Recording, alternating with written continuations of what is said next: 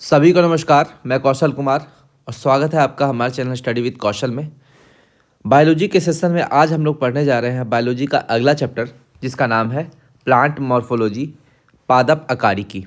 ठीक है, मॉर्फोलॉजी होता क्या है? मॉर्फोलॉजी का मतलब होता है बाहरी आकार, आकृति, एक्सटर्नल कैरेक्टर। जिस चीज़ को हम लोग बाहर से देख कर समझ सकते हैं वो मॉर्फोलॉजी कहलाता है।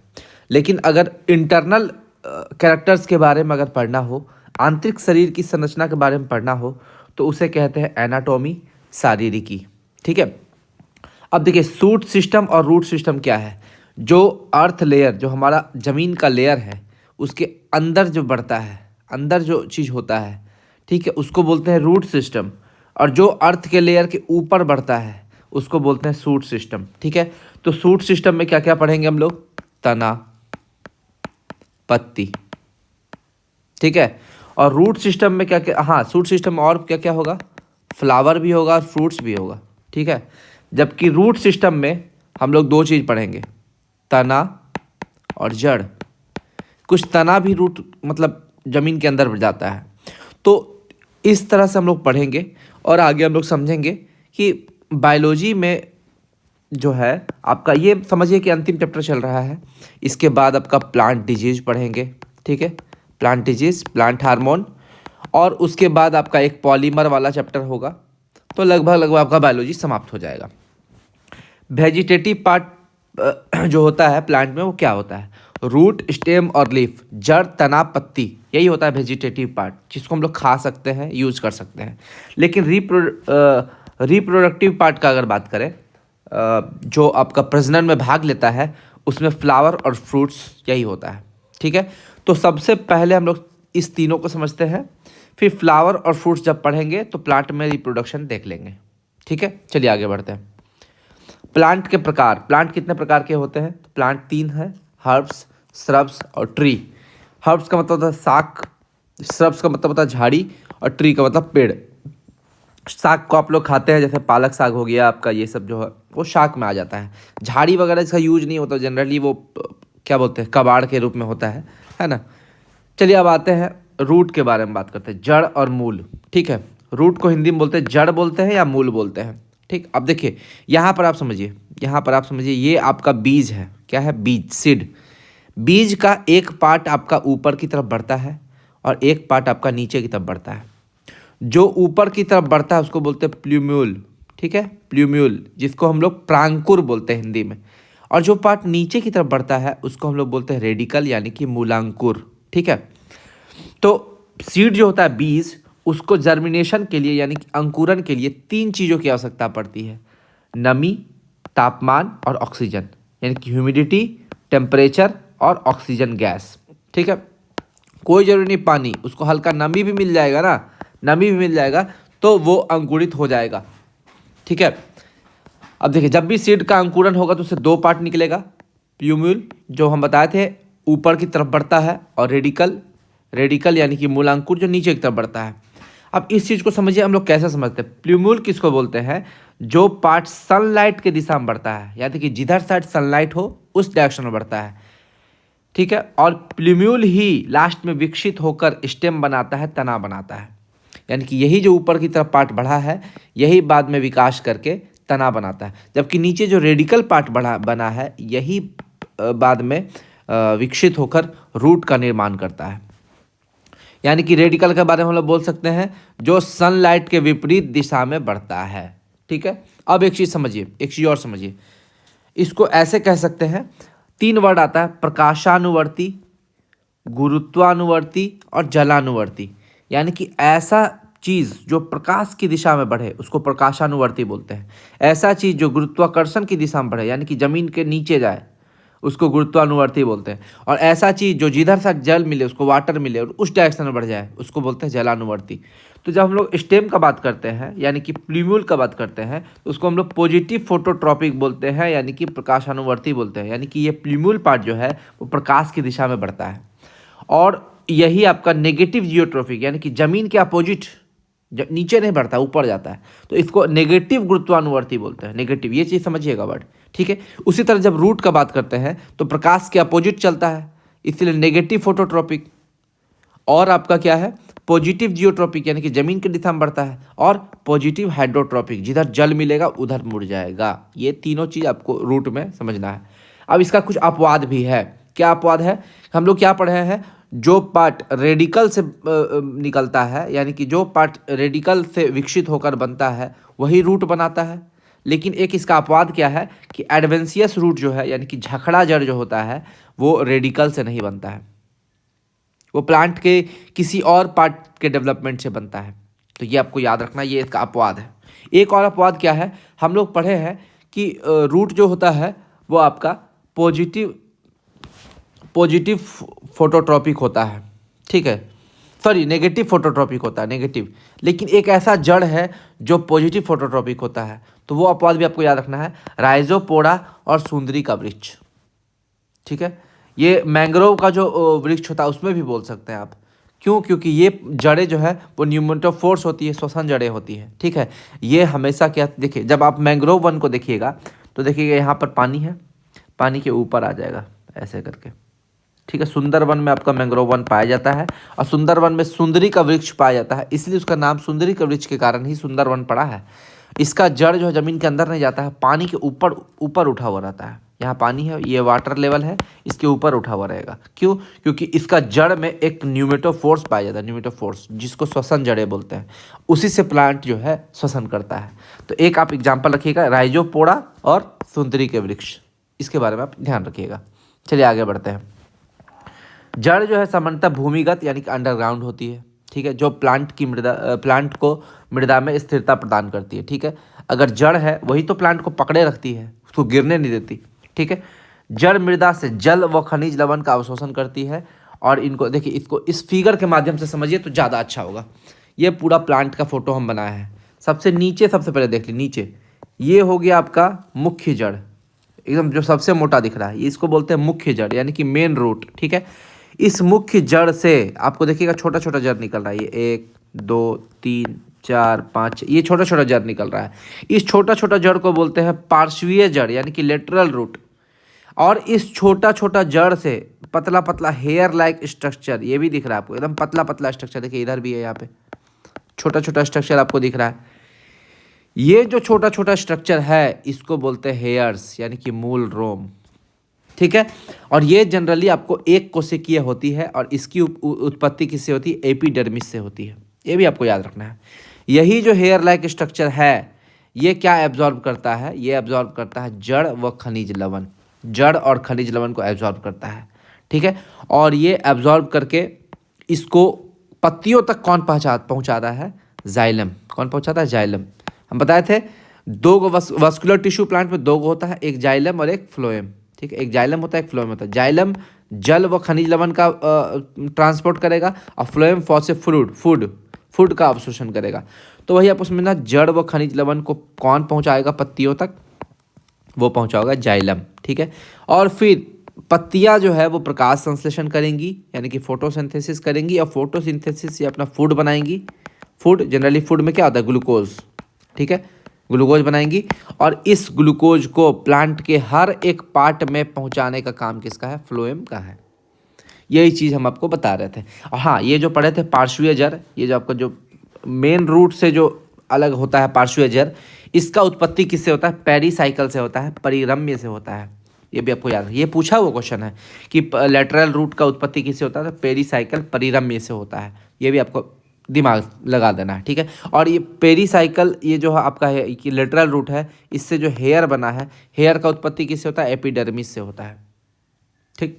तो ये हो गया आपका मुख्य जड़, ये हो गया लेटरल जड़, और लेटरल जड़ में आपका हेयर हो गया। तो लेटरल जड़ जो है उसका उत्पत्ति हो जाएगा पेरीसाइकिल से, और हेयर का स्ट्रक्चर हो जाएगा, हेयर का उत्पत्ति हो जाएगा एपिडर्मिस से। यहाँ तक किसी को कोई दिक्कत नहीं है? तो यहाँ फिर से पढ़ के बता देते हैं।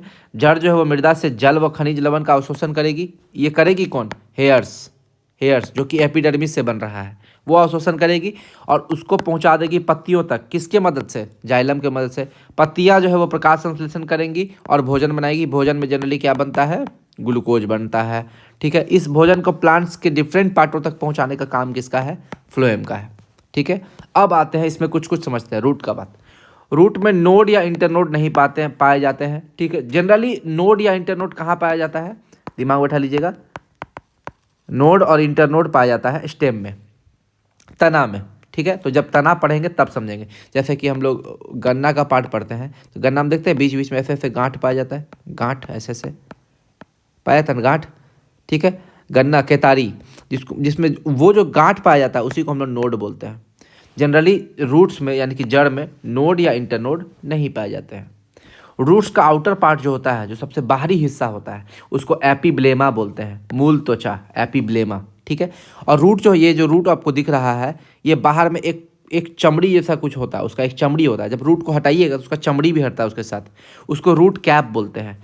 तो रूट जो है वो रूट कैप के द्वारा ढका हुआ होता है, ठीक है। और रूट में आपका क्यूटिकल यानी कि उपत्वचा नहीं पाया जाता है। आपसे एक क्वेश्चन पूछेगा कि रूट में क्यूटिकल पाया जाता है, यस और नो, आपको नो मारना है, नो, क्यूटिकल नहीं पाया जाता है।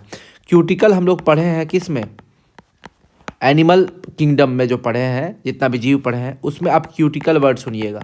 क्यूटिकल वर्ड का यूज होता था जनरली, वो लोग शिकार पकड़ने के लिए, अपना भोजन पकड़ने के लिए, ठीक है, और भोजन का अवशोषण करने के लिए क्यूटिकल का यूज करते थे। यहाँ पर उसका यूज नहीं है, ठीक है, रूट में उसका यूज नहीं है। अब जड़ का प्रकार देख लेते हैं, जड़ कितने प्रकार की होती है। जड़ को दो पार्ट में डिवाइड कर किया गया है, टैप रूट यानी कि मूसला जड़, और एडवेंसियस रूट यानी कि अपस्थानिक जड़।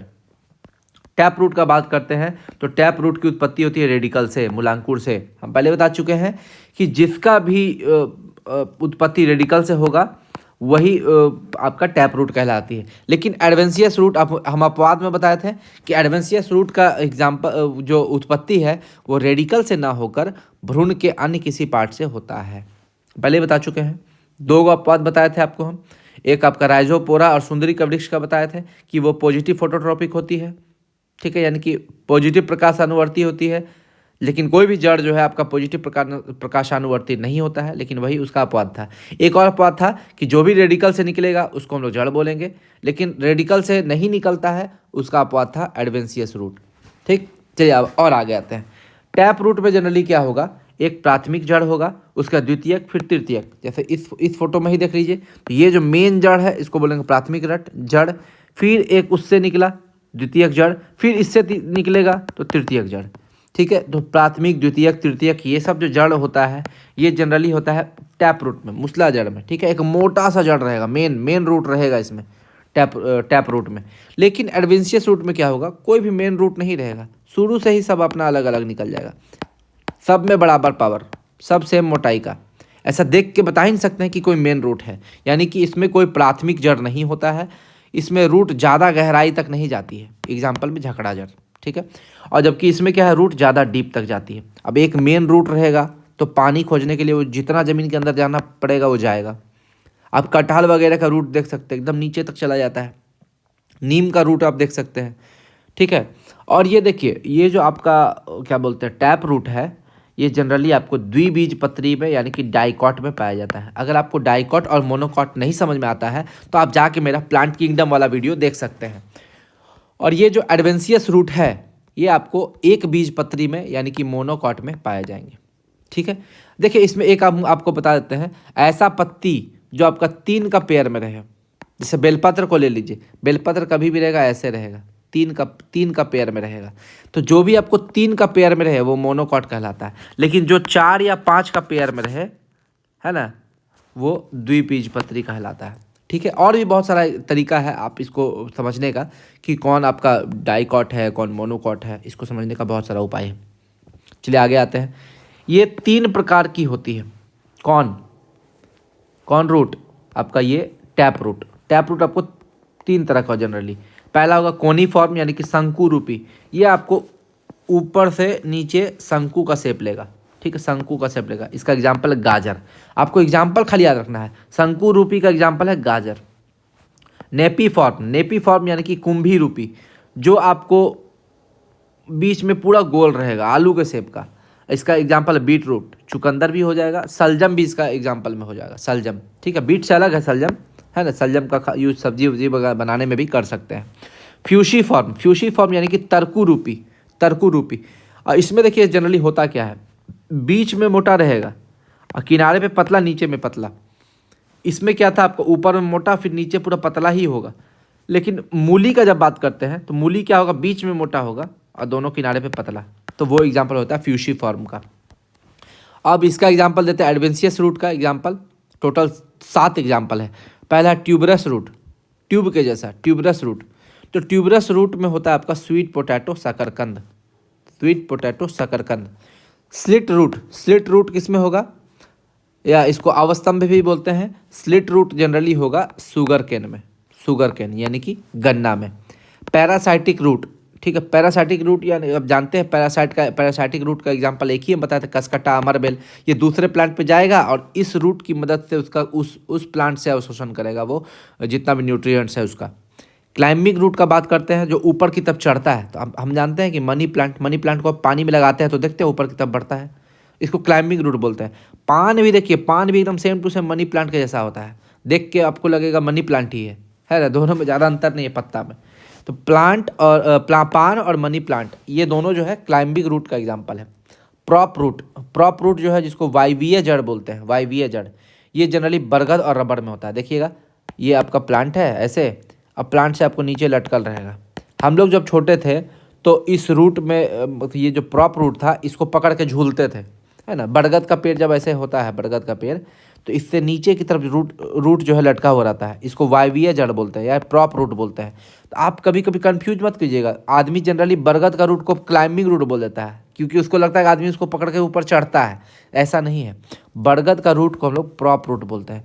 क्लाइंबिंग रूट का मतलब हुआ कि वो रूट ऊपर की डायरेक्शन में बढ़ेगा, जैसे मनी प्लांट और पान, ठीक है। इसको प्रॉप रूट को क्लाइंबिंग रूट से कंफ्यूज नहीं करना है।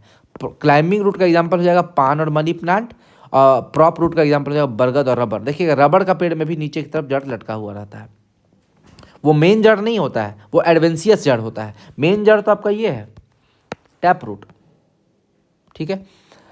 एरियल रूट का बात करते हैं तो ऑर्किड, हम बताए थे सबसे छोटा सीड जो है वो ऑर्किड का ही होता है। और ये ऑर्किड का जो रूट है वो एरियल रूट होता है। एरियल का मतलब हवा में होता है वो। फाइब्रस रूट का मतलब जटामूल, इसको हिंदी में बोलते हैं जटामूल। फाइब्रस रूट पे आपका एग्जांपल हो जाएगा गेहूं, बाजरा और मक्का, गेहूं, बाजरा, मक्का, ठीक है। अब आते हैं स्टेम यानी कि तना में। स्टेम में ज़्यादा कुछ नहीं पढ़ना है तना में, ठीक है। ये इसमें हम लोग ये समझे थे कि जब भी कोई सीड होता है उसका 2 पार्ट होता है, एक जो ऊपर की डायरेक्शन बढ़े और एक जो नीचे की डायरेक्शन बढ़े। ऊपर वाला पार्ट को बोलते हैं प्ल्यूम्यूल और नीचे वाला पार्ट को बोलते हैं रेडिकल। हम लोग पढ़ लिए कि रेडिकल से जिसका उत्पत्ति होता है उसको बोलते हैं रूट, ठीक है। रूट में भी मेनली टैप रूट, ठीक है। और जो रेडिकल से उत्पत्ति नहीं होता है उसको बोलते हैं एडवेंशियस रूट। लेकिन अब जो क्या बोलते हैं, प्ल्यूम्यूल से जिसका उत्पत्ति होता है उसको बोलते हैं स्टेम यानी कि तना को ही स्तंभ भी बोलते हैं। और एक वर्ड और इसमें याद रखिएगा तना के लिए, प्ररोह वर्ड भी यूज होता है तना के लिए, इसको भी दिमाग में बैठाइएगा। तो आपसे कोई कन्फ्यूजन नहीं है, तना बोल दे या स्तंभ बोल दे या प्ररोह बोल दे, आपको स्टेम ही समझना है। It originates from plumule of embryo, यानी कि भ्रूण के प्ल्यूम्यूल पार्ट से उत्पत्ति होता है। यह पादप का एसेंडिंग पार्ट है, एसेंडिंग पार्ट यानी कि ऊपर की तरफ बढ़ने वाला पार्ट, ठीक है। यह पॉजिटिव फोटोट्रॉपिक होता है, बताए थे, प्रकाशानुवर्ती। और यह नेगेटिव जियोट्रॉपिक यानी कि गुरुत्वानुवर्ती का नेगेटिव होता है, यानी कि जमीन के डायरेक्शन में नहीं बढ़ेगा, ऊपर बढ़ेगा, ठीक है। तो दोनों का सेम मतलब है। स्टेम के अपर पार्ट में एपिकल बर्ड्स पाया जाता है, ठीक है, यानी कि जो भी तना होता है उसके ऊपर वाले पार्ट में, सबसे बाहर वाला पार्ट में एपिकल बर्ड्स पाया जाता है। इन्हीं भाग से फूल और फल का निर्माण होता है, ठीक है। फूल को बोलते हैं ये फ्लावर इज मॉडिफाइड स्टेम। ये बोला जाता है कि फूल जो है एक्चुअली में वो तना ही है, लेकिन वो मॉडिफाइड रूप हो गया तना का मॉडिफाइड रूप हो गया। फ्लावर इज मॉडिफाइड स्टेम, ठीक। लेकिन फल स्टेम नहीं बोलेंगे, फल जनरली निषेचन के बाद पैदा होता है। तो हम बताएंगे फल कैसे पैदा होता है, निषेचन के बाद ही फल पैदा होता है। निषेचन नहीं होगा तो फल पैदा नहीं होगा, फूल तक ही रुक जाएगा, ठीक। अब आते हैं टाइप्स ऑफ स्टेम का टाइप। स्टेम 3 तरह का होगा। एक जो जमीन के अंदर चला जाए तना, जिसको भूमिगत तना बोलेंगे, अंडरग्राउंड स्टेम। एक जो है आधा जमीन पर रहे आधा हवा में रहे, इसको अर्धवायवीय स्टेम बोलते हैं, सब एरियल स्टेम, ठीक है। और एक ऐसा है जिसको एरियल मॉडिफिकेशन स्टेम, ठीक है, वायवीय रूपांतरण तना, ठीक है। ये पूरी तरह से हवा में रहेगा। तो तीनों देखते हैं। सबसे पहले भूमिगत तना का बात कर लेते हैं, जो एकदम जमीन के अंदर रहे, जमीन के अंदर पाए जाने वाले तना। इसमें आपका राइजोम, प्रकंद, सबसे पहले राइजोम का बात करते हैं, प्रकंद। ये जिंजर, टर्मरिक, बनाना। इसका एग्जांपल एक ही है, जिंजर 3 है, जिंजर, टर्मरिक, बनाना। अदरक, हल्दी, केला, ये राइजोम यानी कि प्रकंद में आ जाता है। आपसे डायरेक्टली क्वेश्चन पूछता है हल्दी, अदरक और केला किस में आया था? प्रकंद में, ठीक है। और आपसे बोलेगा कि आलू किस में आता है? तो कंद में, ट्यूबर। आलू किस में आता है? ट्यूबर यानी कि कंद में, तो आलू कंद में आता है। धनकंद, धनकंद को कॉर्न बोलते हैं। और ये आपका इसका एग्जाम्पल होता है अरबी, केसर, जिमीकंद। अरबी, केसर और जिमीकंद इसका एग्जाम्पल होता है धनकंद का। सल्क कंद यानी कि बल्ब का, बल्ब का एग्जाम्पल कौन है? ऑनियन और गार्लिक, प्याज और लहसुन। इसका एग्जाम्पल प्याज और लहसुन। इसके कुछ हिस्से में, अब देखो सब एरियल स्टेम का अगर हम लोग बात करते हैं तो इसके कुछ हिस्से ज़मीन के ऊपर पाए जाते हैं जबकि कुछ हिस्से ज़मीन के अंदर पाए जाते हैं। ये फिगर से समझिए, ये देखिए यहाँ वाला पार्ट ज़मीन के अंदर पाया गया और इतना पार्ट ज़मीन के ऊपर पाया गया, फिर इतना पार्ट ज़मीन के अंदर, फिर इतना पार्ट ज़मीन के ऊपर, फिर इतना पार्ट ज़मीन के अंदर, इतना पार्ट ज़मीन के ऊपर, यानी कि कुछ पार्ट ज़मीन के अंदर पाया जाएगा, कुछ ज़मीन के ऊपर। तो इसका एग्जाम्पल में होता है ग्रास, घास में भी कौन? दूब घास, पुदीना, जलकुंभी, स्ट्रॉबेरी। इसका एग्जाम्पल ये 4 को आप याद रखिएगा, जलकुंभी, स्ट्रॉबेरी, पुदीना और दूबी घास, ठीक है, दूब घास। आगे आते हैं एरियल मॉडिफिकेशन स्टेम यानी कि वायवीय रूपांतरण चना। यह जमीन के ऊपर पाए जाते हैं। तना बेल में बदल जाता है, जैसे अंगूर की बेल। हाँ, ये एग्जाम्पल आप जरूर याद रखिएगा। अंगूर की बेल क्या है? एक तना है। इस तना में होता क्या है? ये तना बेल में बदल जाता है, बेल में, ये आपको याद रखना है। एक एग्जाम्पल देंगे, जो फूल होता है, फूल होता है, वो तना नहीं होता है, वो फूल होता है, लिपत्ती होता है, वो हम आपको आगे बताएंगे आने वाले एग्जाम्पल में कि अंगूर की बेल जो है वो तना है। अब कुछ एग्जाम्पल, तना जो है वो कांटों में बदल जाता है, जैसे नींबू की कांटे, नींबू में कांटे। नागफनी और कैक्टस में जो है वो पत्तियाँ बदल जाता है। नागफनी और कैक्टस जो है उसमें वो पत्तियाँ बदल जाता है। तना किस में बदल जाता है? पत्तियाँ में। इसमें पत्तियाँ कांटों में बदल जाती है, ठीक है, तथा ट्रांसपायरेशन को कम किया जा सके। क्यों ऐसा होता है? क्योंकि ट्रांसपायरेशन को कम किया जा सके। देखिए अगर मान लीजिए यहाँ पे पत्ती है, पत्ती में आपको छेद होगा, स्टोमेटा होगा, तो इससे क्या होगा? इवेपोरेशन होगा, ठीक है, यानी कि ट्रांसपायरेशन होगा और प्लांट से वाटर लॉस ज़्यादा हो जाएगा, वाटर लॉस ज़्यादा हो जाएगा। लेकिन राजस्थान जैसा जगह पे क्या होता है कि पानी का कमी है, अगर वहाँ पे पत्ती होगा ना, तो पत्ती होगा तो प्लांट का सारा पानी तुरंत सूख जाएगा। तो वहाँ पर क्या होता है कि पेड़ पौधा को पता रहता है कि वहाँ पर पानी का कमी है, तो वो लोग क्या करता है? पत्ती को बदल लेता है कांटा में। किस में बदल लेता है? कांटा में। अब कांटा में क्या होता है? सिर्फ एक ही पॉइंट, अगला पॉइंट, यहीं से आपका इवेपोरेशन होगा, एक ही पॉइंट से इवेपोरेशन होगा, यानी कि ट्रांसपायरेशन। तो इसमें पत्तियाँ कांटों में बदल जाती है ताकि ट्रांसपायरेशन कम किया जा सके, पानी का लॉस को कम किया जा सके। इसीलिए नागफनी और कैक्टस जो है, इसमें पत्तियाँ जो है वो कांटों में बदल जाती है, पत्तियाँ जो है वो कांटों में बदल जाती है। और तना जो है वो कांटों में बदल जाता है। वो नींबू में भी आपका जो कांटा होता है वो भी आपका इसी का एग्जाम्पल है, ठीक है। तो ये आपको याद रखना है, एरियल मॉडिफिकेशन स्टेम का एग्जाम्पल है ये सब, ठीक। अब आते हैं लीव्स यानी कि पत्तियाँ का बात करते हैं। इसका रंग क्लोरोफिल के कारण हरा होता है, ये तो पता ही है, क्लोरोफिल के कारण हरा होगा। इसमें मैग्नीशियम नामक तत्व पाया जाता है। कौन सा तत्व पाया जाता है? मैग्नीशियम। और क्लोरोफिल के खोजकर्ता कौन है? सिम्पर। ये हम आपको पहले भी बता चुके हैं और अभी इसका रिवीजन हो रहा है। पत्तियों में स्टोमेटा यानी कि रंध्र पाया जाता है। देखिए स्टोमेटा का फिगर ऐसे समझिए, इस टाइप से इसका फिगर होता है, ठीक है। यहाँ पर इसका जो कॉर्नर वाला पार्ट है, यहाँ पर इसका गार्ड सेल पाया जाता है। आपसे क्वेश्चन पूछ सकता है गार्ड सेल किस में होता है? तो स्टोमेटा में होता है गार्ड सेल। ये गार्ड सेल इसको गार्ड करता है कि अगर मान लीजिए गार्ड सेल इस कॉन्ट्रैक्ट होगा, गार्ड सेल कॉन्ट्रैक्ट होगा यानी कि सिकुड़ेगा, तो ये अंदर गैसों को नहीं जाने देगा, CO2 वगैरह को नहीं जाने देगा। वही अगर ये एक्सपेंड करेगा, ठीक है, तो ये फैल जाएगा गार्ड सेल और ये गैसों को अंदर जाने देगा। तो गार्ड सेल जो है स्टोमेटा में जो गार्ड सेल है वो कंट्रोल करता है गैसों के आदान प्रदान को, ठीक है। तो स्टोमेटा का काम क्या है? प्लांट में CO2 को एब्जॉर्ब करना और H2O और O2 को बाहर निकालना, ठीक। तो ये आपका स्टोमेटा फोटो बनाते हैं, ये हो गया स्टोमेटा। यहाँ पर लगा हुआ है गार्ड सेल, ठीक है। इसके अंदर से कोई गैस जाएगा या कोई गैस बाहर निकलेगा, वही काम है गार्ड सेल का। किसमें? स्टोमेटा में पाया जाता है।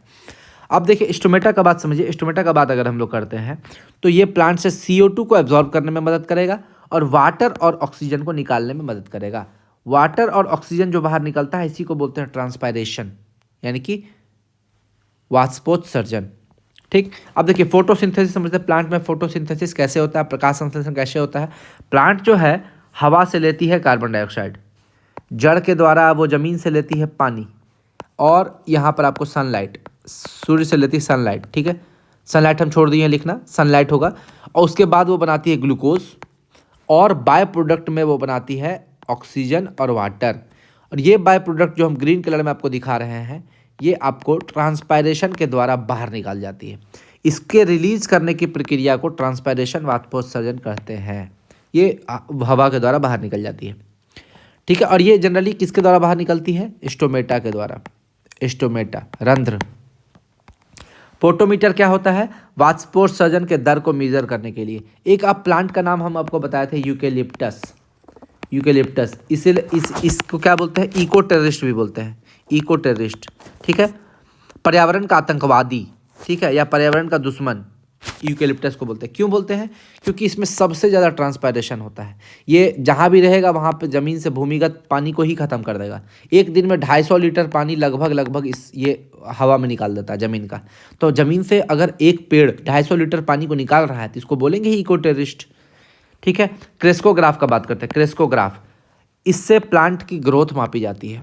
ठीक है, और जनरली इसका खोज कौन किए थे, जगदीश चंद्र बसु इसका खोज डेवलप किए थे। ठीक है, जगदीश चंद्र बसु, प्लांट की ग्रोथ के लिए। लीफ स्पाइंस, कांटेदार पत्तियां, यह होता क्या है, इसमें पत्तियां जो है, पत्तियों का रूपांतरण किस में होता है, कांटों में। इसका एग्जाम्पल कौन है, कैक्टस, लेमन और रोज़। हम आपको बता चुके हैं ऐसा क्यों होता है, क्योंकि राजस्थान वगैरह जगह में या जहाँ पर भी मरुस्थल है वहाँ पर पानी कम होता है। अगर पत्तियाँ रहेंगी तो वहाँ पर ट्रांसपायरेशन ज़्यादा होगा, तो ज़्यादा पानी लॉस होगा। लेकिन वहाँ पर पानी की कमी है तो कांटे, वहाँ पर पत्ती जो है किस में रूपांतरित हो जाता है, कांटा में। कांटा में सिर्फ एक जगह से रूपांतरण होता है, उसका आगे वाला स्पाइक से। ठीक है, इसलिए वहाँ पर वाटर लॉस को कम करने के लिए पत्तियाँ जो है वो कांटों में बदल जाती है ताकि ट्रांसपायरेशन कम हो। इसका एग्जाम्पल है कैक्टस, लेमन, रोज। कैक्टस, लेमन, रोज, गुलाब में भी होता है। लीफ टेंड्रिल, पत्ती की बेल। लीफ टेंड्रिल, पत्ती की बेल, याद रखिएगा, पत्तियां बेल में बदल जाती है। एग्जाम्पल है मटर की बेल। तो आपसे क्वेश्चन पूछेगा कि मटर की बेल क्या है, तो आप मारना है पत्ती, पत्ती है वो। लेकिन अंगूर की बेल का बात करें तो वो तना है। हम पिछला क्वेश्चन में बताए थे, यहाँ पे आपको देखिए अंगूर की बेल, यहाँ पर तना में बदल जाता है। ये मॉडिफाइड स्टेम है, एरियल मॉडिफाइड स्टेम है ये, तना की बेल, सॉरी अंगूर की बेल, ये तना है। लेकिन वही मटर की बेल का बात करें, मटर की बेल, तो ये पत्ती है। आपसे ये क्वेश्चन पूछ सकता है, अगर आपसे पूछे मटर की बेल क्या है, ऑप्शन दे देगा पत्ती, जड़, तना। आपको पत्ती मारना है। लेकिन अंगूर की बेल दे तो वहाँ पे आपको तना मारना है। फिलॉइड, फिलॉइड को बोलते हैं पर्णाभवृंत। ठीक है, पर्णाभवृंत। और इसका एग्जाम्पल आपको याद रखना है, एकमात्र एग्जाम्पल ऑस्ट्रेलियन बबूल में, ऑस्ट्रेलियन बबूल में पाया जाता है ये फिलॉइड। घटपर्णी, घटपर्णी को निफेंथिस भी बोलते हैं। ये जनरली घट यानी कि घड़ा के आकार का होता है, और ये इस तरह का आकार इसलिए लेता है, ऐसे घड़ा का शेप है, इसमें जैसे ही कोई इंसेक्ट आएगा ये बाहर से बंद हो जाएगा, और इंसेक्ट उसी में ट्रैप हो जाएगा, फंस के मर जाएगा ये। और ये घड़ा का आकार का होता है। ये जनरली कीड़ों पतंगों को पकड़ने के लिए इसका यूज होता है। इसका एग्जाम्पल है पीचर प्लांट।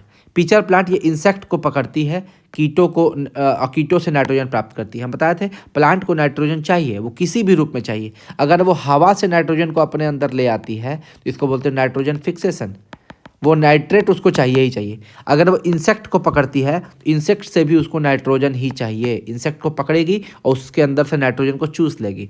एक प्लांट निफेंथिस होता है, ठीक है, ये मेघालय में पाया जाता है। इसको भी हम लोग क्या बोलते हैं, ये भी आपको कीटों को मारने वाला प्लांट है। ये परपोसी का एग्जाम्पल में आता है। क्यों, क्योंकि अपना खाना खुद नहीं बना रहा है, ये इंसेक्ट को पकड़कर अपना खाना खा रही है। तो एक ऐसा प्लांट भी है जो अपना खाना खुद नहीं बनाती है, उसमें आपका कौन कौन हो जाता है, पीचर प्लांट, निफेंथिस मेन एग्जाम्पल हो जाता है।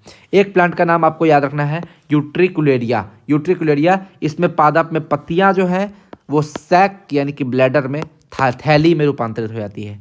सैक यानी कि ब्लैडर में रूपांतरित हो जाती है। अब पत्तियों का अब आपको थोड़ा सा फिगर दिखाते हैं। ये आप फिगर देख रहे होंगे, ये है आपका ब्रांच यानी कि शाखा। हम आपको बताए थे प्लांट जो भी है उसमें जितना भी शाखा होगा, ब्रांच होगा, उस शाखा से ही आपको पत्ती निकलेगा। और हम आपको ये भी बताए थे कि पत्तियां जो है, फूल जो है वो तना का ही रूपांतरित रूप है। ठीक है। तो पत्तियां जो हैं वो तना से निकलेगी। सबसे पहले आपको नीचे में होगा जड़, जड़ के बाद आपको ऊपर में होगा तना, और तना से आपको जुड़ा हुआ रहेगा पत्ती। तो तना जिस चीज़ से पत्ती से जुड़ा रहेगा उसको बोलते हैं ब्रांच। तो ये हो गया आपका ब्रांच, ठीक है। और ये हो गया आपका पत्ती। ये बीच में जो ये पार्ट दिख रहा है, बीच वाला ये पार्ट, इसको बोलते हैं पेटियोल, पर्णवृंत। ये सब वृक्ष में नहीं पाया जाता है, कुछ वृक्ष में ये पाया जाएगा और कुछ में नहीं पाया जाएगा। जिसमें पाया जाएगा पेटियोल, जिसमें पाया जाएगा उसको बोलते हैं सवृंत यानी कि पेटियोलेट। जिसमें पर्णवृंत पाई जाएगी यानी कि ये बीच वाला पार्ट पाया जाएगा। अब देखिए मक्का और गेहूं का बात करते हैं। मक्का और गेहूं में ऐसे होगा, यहीं से सीधे लग जाएगा, यानी कि ये बीच में ये वाला पार्ट नहीं होगा, ये वाला पार्ट नहीं होगा, यहाँ पर डायरेक्ट ऐसे होगा, ठीक है।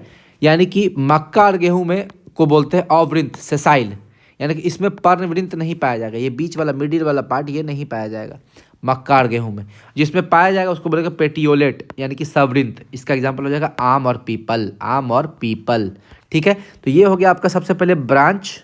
इस ब्रांच से पत्ती लगा हुआ रहेगा, किसके द्वारा? पर्णवृंत के द्वारा। जरूरी नहीं पर्णवृंत प्लांट में हो ही, कुछ प्लांट में होता है, कुछ प्लांट में नहीं होता है। और ये जिस पोर्शन से जुड़ता है उसको बोलते हैं पर्णाधार, लीफ बेस, लीफ बेस बोलते हैं, ठीक है।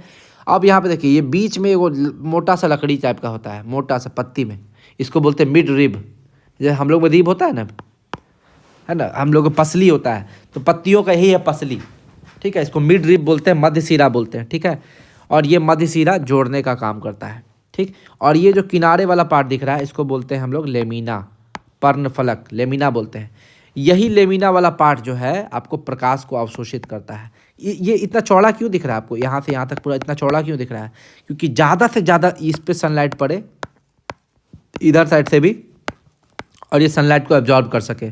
अगर ये मान लीजिए एकदम पतला होता है, एकदम पतला होता है, एकदम पतला, तो सनलाइट को एब्जॉर्ब नहीं करेगा। जैसे आप जम्मू कश्मीर में चले जाइएगा तो पत्तियाँ वहाँ पे एकदम पतला हो जाती है, एकदम पतला, एकदम पतला। क्यों? कि वहाँ पे सनलाइट कम आता है, सनलाइट का ज़्यादा जरूरत ही नहीं पड़ता है, ठीक है। लीफ ब्लेड, इसको लीफ ब्लेड भी बोलते हैं। देखिए ब्लेड जैसा पतला रहता है ये एकदम, ठीक है। आगे आते हैं। अब पत्तियों के प्रकार, दो टाइप का पत्ती आप देख लीजिएगा। जो एक बीज पत्री होता है मोनोकॉट, उसमें आपको पत्तियाँ देखिएगा ऐसे पैरेलल होगी, एक दूसरे के पैरेलल, ठीक है। इसको हम लोग बोलते हैं समानांतर सिरा विन्यास यानी कि पैरेलल वेनेशन। ये एक टाइप का पत्ती ये हो गया। और एक जो डाइकॉट होता है, द्विबीजपत्री, जैसे कि आम हो गया, आम वगैरह में, उसमें क्या होगा कि रेटिकुलेट वेनेशन होता है यानी कि जालीवत सिरा विन्यास। यानी कि सबसे पहले यहाँ बीच से निकलेगा मिड रिब, है ना, मिड रिब बोलते हैं इसको। इससे फिर निकलेगा दोनों तरफ अलग अलग, ठीक है। और उससे फिर निकलेगा कांटेदार ये, ठीक है। ये इसको जालीवत सिरा विन्यास बोलते हैं। और एक चीज़ और समझिएगा कि यहाँ पर ये आपका हो गया सरल पत्ती, सिंपल लीफ, और ये आपका हो गया संयुक्त पत्ती। इसमें सिर्फ एक ही पत्ती है इस प्लांट में जुड़ा हुआ, यानी कि ये जो आपका बेस हो गया, ठीक है, इस बेस से आपका एक ही पत्ती जुड़ा हुआ है। लेकिन संयुक्त पत्ती में, कंपाउंड लीफ में क्या होता है, ये जो आपका डंठल गया, इससे आपको बहुत सारी पत्तियाँ निकलेगी, बहुत सारी पत्तियाँ बाहर निकलेंगी। तो चलिए अब देख लेते हैं फ्लावर यानी पुष्प या फूल, ठीक है। फूल जो होता है वो एक मॉडिफाइड स्टेम है यानी कि रूपांतरित प्ररोह है, यानी कि तना, प्ररोह यानी कि तना, ठीक है। यह प्लांट का रिप्रोडक्टिव ऑर्गन है यानी कि लैंगिक जननांग है, ठीक है। यही रिप्रोडक्शन में हेल्प करता है। कौन? फ्लावर में दोनों पार्ट होता है, मेल पार्ट भी और फीमेल पार्ट भी। ये आपको दिमाग में बैठाना है। भारत का राष्ट्रीय फूल क्या है? लोटस कमल, जिसका साइंटिफिक नेम क्या है? नीलम्बो न्यूसीफेरा, ठीक है। अब फूल का फोटो बनाते हैं। ये एक ऐसा फूल का फोटो बनाया है जिसमें आपको मेल पार्ट भी है, फीमेल पार्ट भी है। लेकिन फूल ऐसा भी हो सकता है जिसमें सिर्फ मेल पार्ट रहे या सिर्फ फीमेल पार्ट रहे। इसमें हम दोनों बनाए हैं, ठीक है। तो इस पुष्प में नर जननांग भी है और मादा जननांग भी है। नर जननांग को बोलते हैं पुमंग यानी कि एंड्रोशियम, और मादा जननांग को बोलते हैं जायांग यानी कि गाइनोशियम। इसको याद करने का तरीका ऐसे याद रखिए कि पुमंग यानी कि पुलिंग, ठीक है, पुलिंग, ठीक है, पुरुष, है ना, पुरुष, नर जननांग पुरुष, पुमंग, ठीक है। और मादा जननांग, मादा को बोलते हैं जेनी बोलते हैं ना, तो उसे याद रखिए जायांग यानी कि गाइनोशियम, ठीक है, ऐसे करके आप याद रख सकते हैं। तो सबसे पहले तो आपको यही याद रखना है। और आपको एक चीज़ और याद रखना है, नर जननांग को हम लोग क्या बोलते हैं, पुंकेसर, और मादा जननांग को स्त्री केसर, स्त्री केसर हिंदी में बता रहे हैं, ठीक है। पू से पुमंग, पू से पुंकेसर, जायांग और स्त्री केसर, तो ये भी मादा जननांग हैं, ये आपको याद रखना है। इतना आप पहले समझिए, फिर आगे समझाते हैं। फूल में देखिए, फूल में सबसे पहले नीचे हो गया ये, फिर यहाँ से एक पार्ट ऊपर बढ़ा, ये जो ऊपर की ओर पार्ट बढ़ा है इसको बोलते हैं पेडिकल, यानी कि पुष्पवृंत या डंठल, पुष्पवृंत या डंठल बोलते हैं, ठीक है। इसके बाद ये ऊपर में गोल जैसा स्ट्रक्चर में ये तब्दील हुआ है, इसको बोलते हैं थैलमस, थैलमस यानी कि पुष्पासन, क्योंकि पुष्पासन पुष्प का आसन है, फूल इसी पे विराजमान होता है, इसलिए इसको पुष्पासन बोलते हैं, ठीक है। इसके बाद ये जो ग्रीन कलर का पार्ट दिख रहा है इतना दूर तक, इसको बोलते हैं सीपल, सीपल, ठीक है। और एक सीपल नहीं होता, बहुत सारा सीपल होता है प्लांट में, फूल में, फ्लावर में, तो सीपल का कलेक्शन को बोलते हैं कैलिक्स, इसको हिंदी में बोलते हैं बाह्य दल, यानी और इसका काम क्या होता है, सुरक्षा करना, फूलों की सुरक्षा करना, ठीक है। फिर ये ग्रीन पार्ट के ऊपर ये जो कलरफुल पार्ट दिख रहा है, ये दोनों तरफ ये जो कलरफुल पार्ट दिख रहा है, कलरफुल, इसको बोलते हैं पीटल, यानी कि अब बहुत सारा पीटल का ग्रुप को बोलते हैं कोरोला, यानी कि दलपुंज, हिंदी में बोलते हैं दलपुंज। तो समझ लीजिए, सबसे पहले होगा आपका सीपल, फिर होगा पीटल। सीपल का ग्रुप को बोलते हैं कैलिक्स और पीटल का ग्रुप को बोलते हैं कोरोला, बाह्य दलपुंज, दलपुंज, ठीक है। अब देखिए, ये जो कलरफुल पार्ट आपका है यानी कि पीटल, यही इसी भाग में आपका पराग यानी कि नेक्टर पाया जाता है। और इसी पराग को चूसने के लिए कौन आता है, कीट आकर्षित होता है, इंसेक्ट आकर्षित होता है, ठीक है, याद रखिएगा। इसी पार्ट में, ये जो कलरफुल पार्ट है यानी कि पीटल में, इसी में नेक्टर पाया जाता है। और कीट आएगा यहाँ से आपका फल से नेक्टर चूस के ले जाएगा, ठीक है। और याद रखिएगा, मधुमक्खी जो होता है, मधुमक्खी, उसका भी अगर बात करें तो मधुमक्खी भी प्लांट के नेक्टर पे डिपेंडेंट होता है और उसी नेक्टर से अपना वो मधु बनाता है, शहद बनाता है। ये भी आपको दिमाग में बैठाना। एक चीज़ और याद रखिए कि जो मच्छर होता है, मच्छर, नर मच्छर और मादा मच्छर, ठीक है, मादा मच्छर, दो प्रकार का मच्छर होता है। मादा मच्छर हमारा खून चूसता है, ठीक है, खून चूसता है, बताए थे ना, मादा एनाफिलीज मच्छर के काटने से हम लोग को मलेरिया हो जाता है, मादा एडिस मच्छर के काटने से डेंगू हो जाता है, यानी कि मादे मच्छर आता है हम लोग का खून चूसने के लिए। लेकिन जो नर मच्छर होता है वो प्लांट का रस चूसता है, प्लांट का रस, कौन रस, यही नेक्टर, प्लांट का रस चूसता है, बेचारा खून नहीं चूसता है, ठीक है, ये भी दिमाग में बैठाइएगा, ठीक। चलिए आगे बढ़ते हैं। और उसके बाद यहाँ से एक पार्ट ऐसे करके दिख रहा है आपको, इस प्रकार से, फिर यहाँ पर ये इस प्रकार से, ठीक है, फिर यहाँ पर ये इस प्रकार से, और यहाँ पर ये इस प्रकार से, ठीक है। तो ये वाला जो पार्ट है इसको बोलते हैं पुमंग, एंड्रोसियम, ठीक है। इसको इंग्लिश में बोलते हैं स्टैमेन या पुंकेसर। हम आपको पहले बता चाहिए थे, पुरुष यानी कि ये पुरुष मेल पार्ट है, नर जननांग इसको बोलते हैं, नर जननांग, ठीक है। पुमंग यहीं पे समझिएगा, आगे दिक्कत नहीं होगा। स्टैमेन पुरुष में होता है, स्टैमिना, स्टैमेन, ठीक है। पुंकेसर ऐसे करके आप याद करिएगा, ठीक है। जायांग, जायांग यानी कि गाइनोशियम, ये नर जननांग है, यानी कि मादा जननांग है, ठीक है। फीमेल में जो रिप्रोडक्टिव ऑर्गन है उसको बोलते हैं जायांग, और इसी को बोलते हैं पिस्टिल या स्त्री केसर, पिस्टिल या स्त्री केसर। तो हिंदी वाले तो समझ जाएंगे, स्त्री केसर यानी कि मादा वाला, जो मादा जननांग है, ठीक है, फीमेल का रिप्रोडक्टिव ऑर्गन है। लेकिन इंग्लिश वाले कैसे समझेंगे, पिस्टिल, ठीक है, पिस्टिल कैसे समझेंगे, ठीक है। पी का मतलब हो गया कि प्राइवेट पर्सन, आपका प्राइवेट पर्सन कौन होता है, फीमेल ही होती है, ठीक है, फैमिली, है ना। तो ऐसे करके आप याद रख सकते हैं, जैसे भी आपको याद रखना है। हम तो ऐसे याद रखे हैं कि आपसे अगर क्वेश्चन पूछेगा, नर जननांग, नर जननांग, ठीक है, नर जननांग में आपका कौन हो जाएगा, पुरुष, नर का मतलब होता है पुरुष यानी कि पुमंग, ठीक है। और पुरुष में होता है स्टेमिना यानी कि स्टैमेन, यानी कि पुंकेसर। तो ये तो पुरुष वाला हो गया। अब मादा वाला, मादा वाला बात करते हैं, मादा जननांग, मादा जननांग। तो मादा जननांग में क्या होगा, जायांग, जेनी बोलते हैं, मादा को हम लोग क्या बोलते हैं, जेनी, यानी कि जेनी वर्ड से याद रखिए, जेनी यानी कि जायांग, ठीक है, जायांग। इसको इंग्लिश में बोलते हैं गाइनोशियम, तो आप जानते हैं गायनेकोलॉजी, स्त्री विशेषज्ञ, गायनेकोलॉजी, उससे याद रखिएगा गायनोशियम, ठीक है। और एक चीज़ और दिमाग में बैठाइएगा, पिस्टिल, पिस्टिल यानी कि स्त्री केसर, ठीक। तो ये आपको यहाँ तक पूरा क्लियर हुआ, नहीं हुआ तो आप आगे कुछ नहीं समझिएगा, इतना ही आपको सबसे पहले समझना है। ये हो गया आपका सीपल, सीपल का ग्रुप को बोलते हैं कैलिक्स, ठीक है। और एक चीज़ और समझिएगा, ये पीटल और सीपल जो है इसको बोलते हैं ये इसेंशियल पार्ट है, ठीक है। देखिए ये है आपका एसेसरी साइकिल, यहाँ पर समझिए, पुष्प के सहायक चक्र में कौन कौन होता है, एसेसरी साइकिल, सहायक चक्र, सहायक चक्र में होता है कैलिक्स और कोरोला।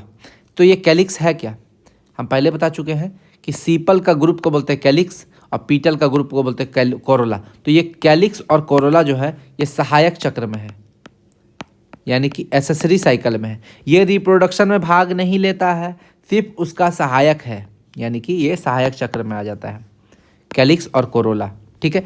जबकि आवश्यक चक्र यानी कि इसेंशियल साइकिल जो रिप्रोडक्शन में भाग लेता है, या इसी को लैंगिक चक्र भी बोलते हैं, रिप्रोडक्शन साइकिल, इसमें आपका पुमंग और जायंग होगा। पुमंग यानी कि मेल है ना, और एंड्रोशियम, और जायंग यानी कि गाइनोशियम। अब इसको समझिए, पुमंग यानी कि एंड्रोशियम, नर जननांगों का समूह, जितना भी नर जननांग होगा, ठीक है, उसका समूह यानी कि ग्रुप ऑफ स्टेमन, नर जननांग यानी कि स्टेमन, ठीक है, उसका समूह, पुंकेसरों का समूह क्या कहलाएगा, पुमंग।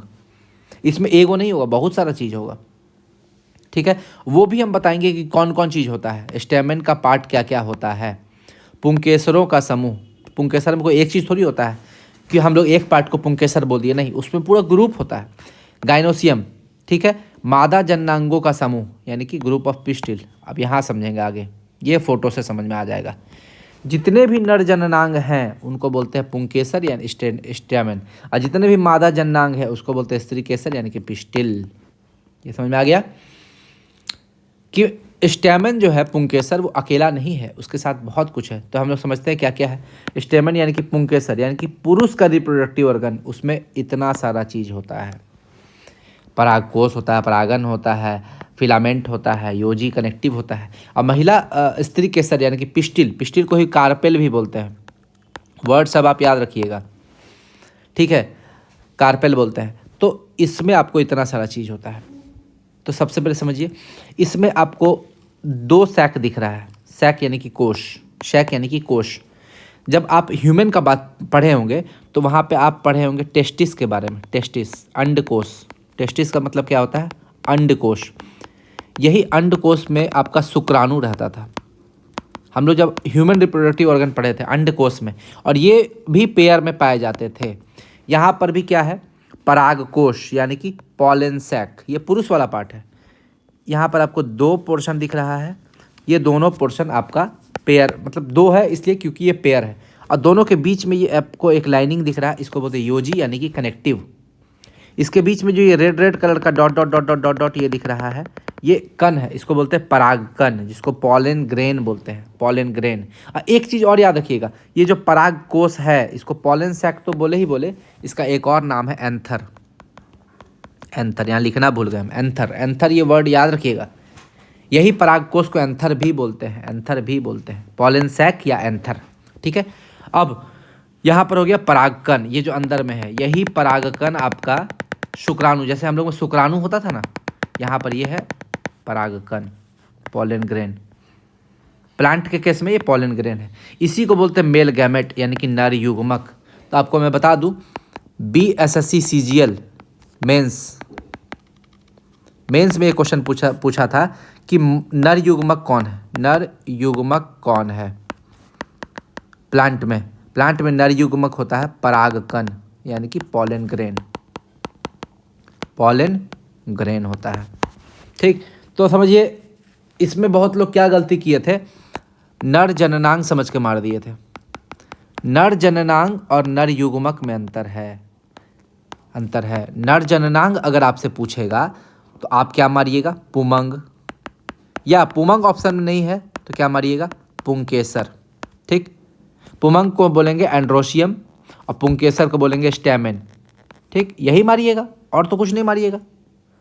लेकिन आपसे नर युग्मक पूछा, नर युग्मक, तो आप क्या मारिएगा, उसमें मारिएगा पॉलन ग्रेन, पॉलन ग्रेन यानी कि परागकण। ठीक। और ये जो आपका पार्ट है, ये वाला पार्ट नीचे जो जुड़ा हुआ रहता है, इसको बोलते हैं फिलामेंट। यानी कि इस फिगर में हम आपको दिखाएं तो ये जो यहाँ से ऐसे गया है, तो ये वाला पार्ट होगा फिलामेंट, फिलामेंट। ठीक है, फिलामेंट। तो ये आपका मेल का पोर्शन है जो आप समझ गए। ठीक। अब इसमें देखिए परागकण जो है, परागकण, परागकण को हम लोग माइक्रोस्पोर्स यानी कि सूक्ष्म बीजांड भी बोलते हैं, सूक्ष्म बीजांड, माइक्रोस्पोर्स। और इसको -190 डिग्री सेल्सियस पर स्टोर किया जाता है, क्योंकि नहीं तो ये ख़राब हो जाएगा। -196 डिग्री इसको लिक्विड नाइट्रोजन में रखा जाता है। कभी कभी ये परागकण मानव के एलर्जी के लिए भी रिस्पॉन्सिबल होते हैं। ये आपको परागकण जो है कभी अगर आपके नाक में चला जाएगा, कुछ लोग में, सब में नहीं, एलर्जी भी क्रिएट कर देता है, उसके एलर्जी के लिए रिस्पॉन्सिबल होता है।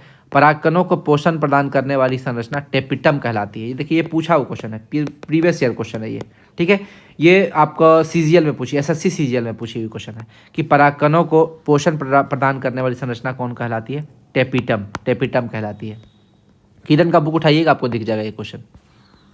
ठीक है, आगे पिस्टिल यानी कि स्त्री केसर का बात करते हैं। तो स्त्री केसर में आपको देखिए इस टाइप की संरचना होती है, ऐसे। ठीक है, तो सबसे पहले आप समझिए, ये जो ऊपर वाला पार्ट चांद के जैसा जो आपको शेप दिख रहा है, इसको बोलते हैं वर्तिकाग्र, स्टिग्मा, स्टिग्मा बोलते हैं। क्या बोलते हैं? वर्तिकाग्र, स्टिग्मा। ठीक है, उसके बाद ये एक ट्यूब जैसा स्ट्रक्चर दिख रहा है, एक ट्यूब जैसा, इसको बोलते हैं वर्तिका यानी कि स्टाइल। और इस ट्यूब के अंदर, इस ट्यूब के अंदर एक स्ट्रक्चर पाया जाता है, इसको बोलते हैं pollen tube, pollen tube, pollen tube. ठीक है, आगे पढ़ेंगे पॉलन ट्यूब होता क्या। वर्तिका के अंदर ही होता है पॉलन ट्यूब, ये भी याद रखिएगा, पॉलन ट्यूब वर्तिका के अंदर ही होता है। ये बाहर वाला पोर्शन जो आपको दिख रहा है ये वर्तिका है, उसके अंदर में भी एक गैप होता है, उसको पॉलन ट्यूब बोलते हैं। यानी कि एक गैप के अंदर एक दूसरा गैप होता है, पॉलन ट्यूब। यहाँ पर ये सबसे बाहरी वाला पार्ट दिख रहा है, इसको बोलेंगे ओवरी यानी कि अंडाशय। उसके अंदर जो ये पार्ट दिख रहा है इसको बोलेंगे ओभम यानी कि अंडाणु। और अंडाणु के अंदर एक छोटा छोटा छोटा छोटा ये दिख रहा है आपको, छोटा छोटा, इसको बोलते हैं ओव्यूल, ओव्यूल यानी कि बीजांड। यहाँ पर हम लोग परागकण जो था, पॉलन ग्रेन्स, इसको क्या बोले थे? सूक्ष्म बीजांड। लेकिन यहाँ पे इसको क्या बोलेंगे? ओव्यूल को क्या बोलेंगे? दीर्घ बीजांड, मेगास्पोर्स। ठीक है, और इसको मादा जननांग भी बोल, मादा युग्मक, जननांग नहीं होगा, युग्मक होगा, इसको सुधार लीजिए, मादा युग्मक होगा, मादा युग्मक, युग्मक सुधार लीजिए। Gamete, female gamete. तो आपसे अगर क्वेश्चन पूछता है, दो क्वेश्चन पूछता है, मादा जननांग और मादा युग्मक, मादा युग्मक, तो दोनों में आप अंतर नहीं, गलती नहीं कीजिएगा। मादा जननांग यानी कि जायांग, गाइनोशियम, या आपको स्त्री केसर यानी कि पिस्टिल, पिस्टिल, जो आपका ऑप्शन में मार दीजिएगा। अब मादा युग्मक फीमेल गैमेट का बात करेगा तो आप क्या मारिएगा? क्या मारिएगा? ओव्यूल ना, ओव्यूल यानी कि बीजांड, बीजांड। तो आपका 4 क्वेश्चन यहीं से तैयार हो गया, सिर्फ इस फिगर से। पहला question, male gamete, female gamete. ठीक है, उसके बाद मेल आपको रिप्रोडक्टिव ऑर्गन,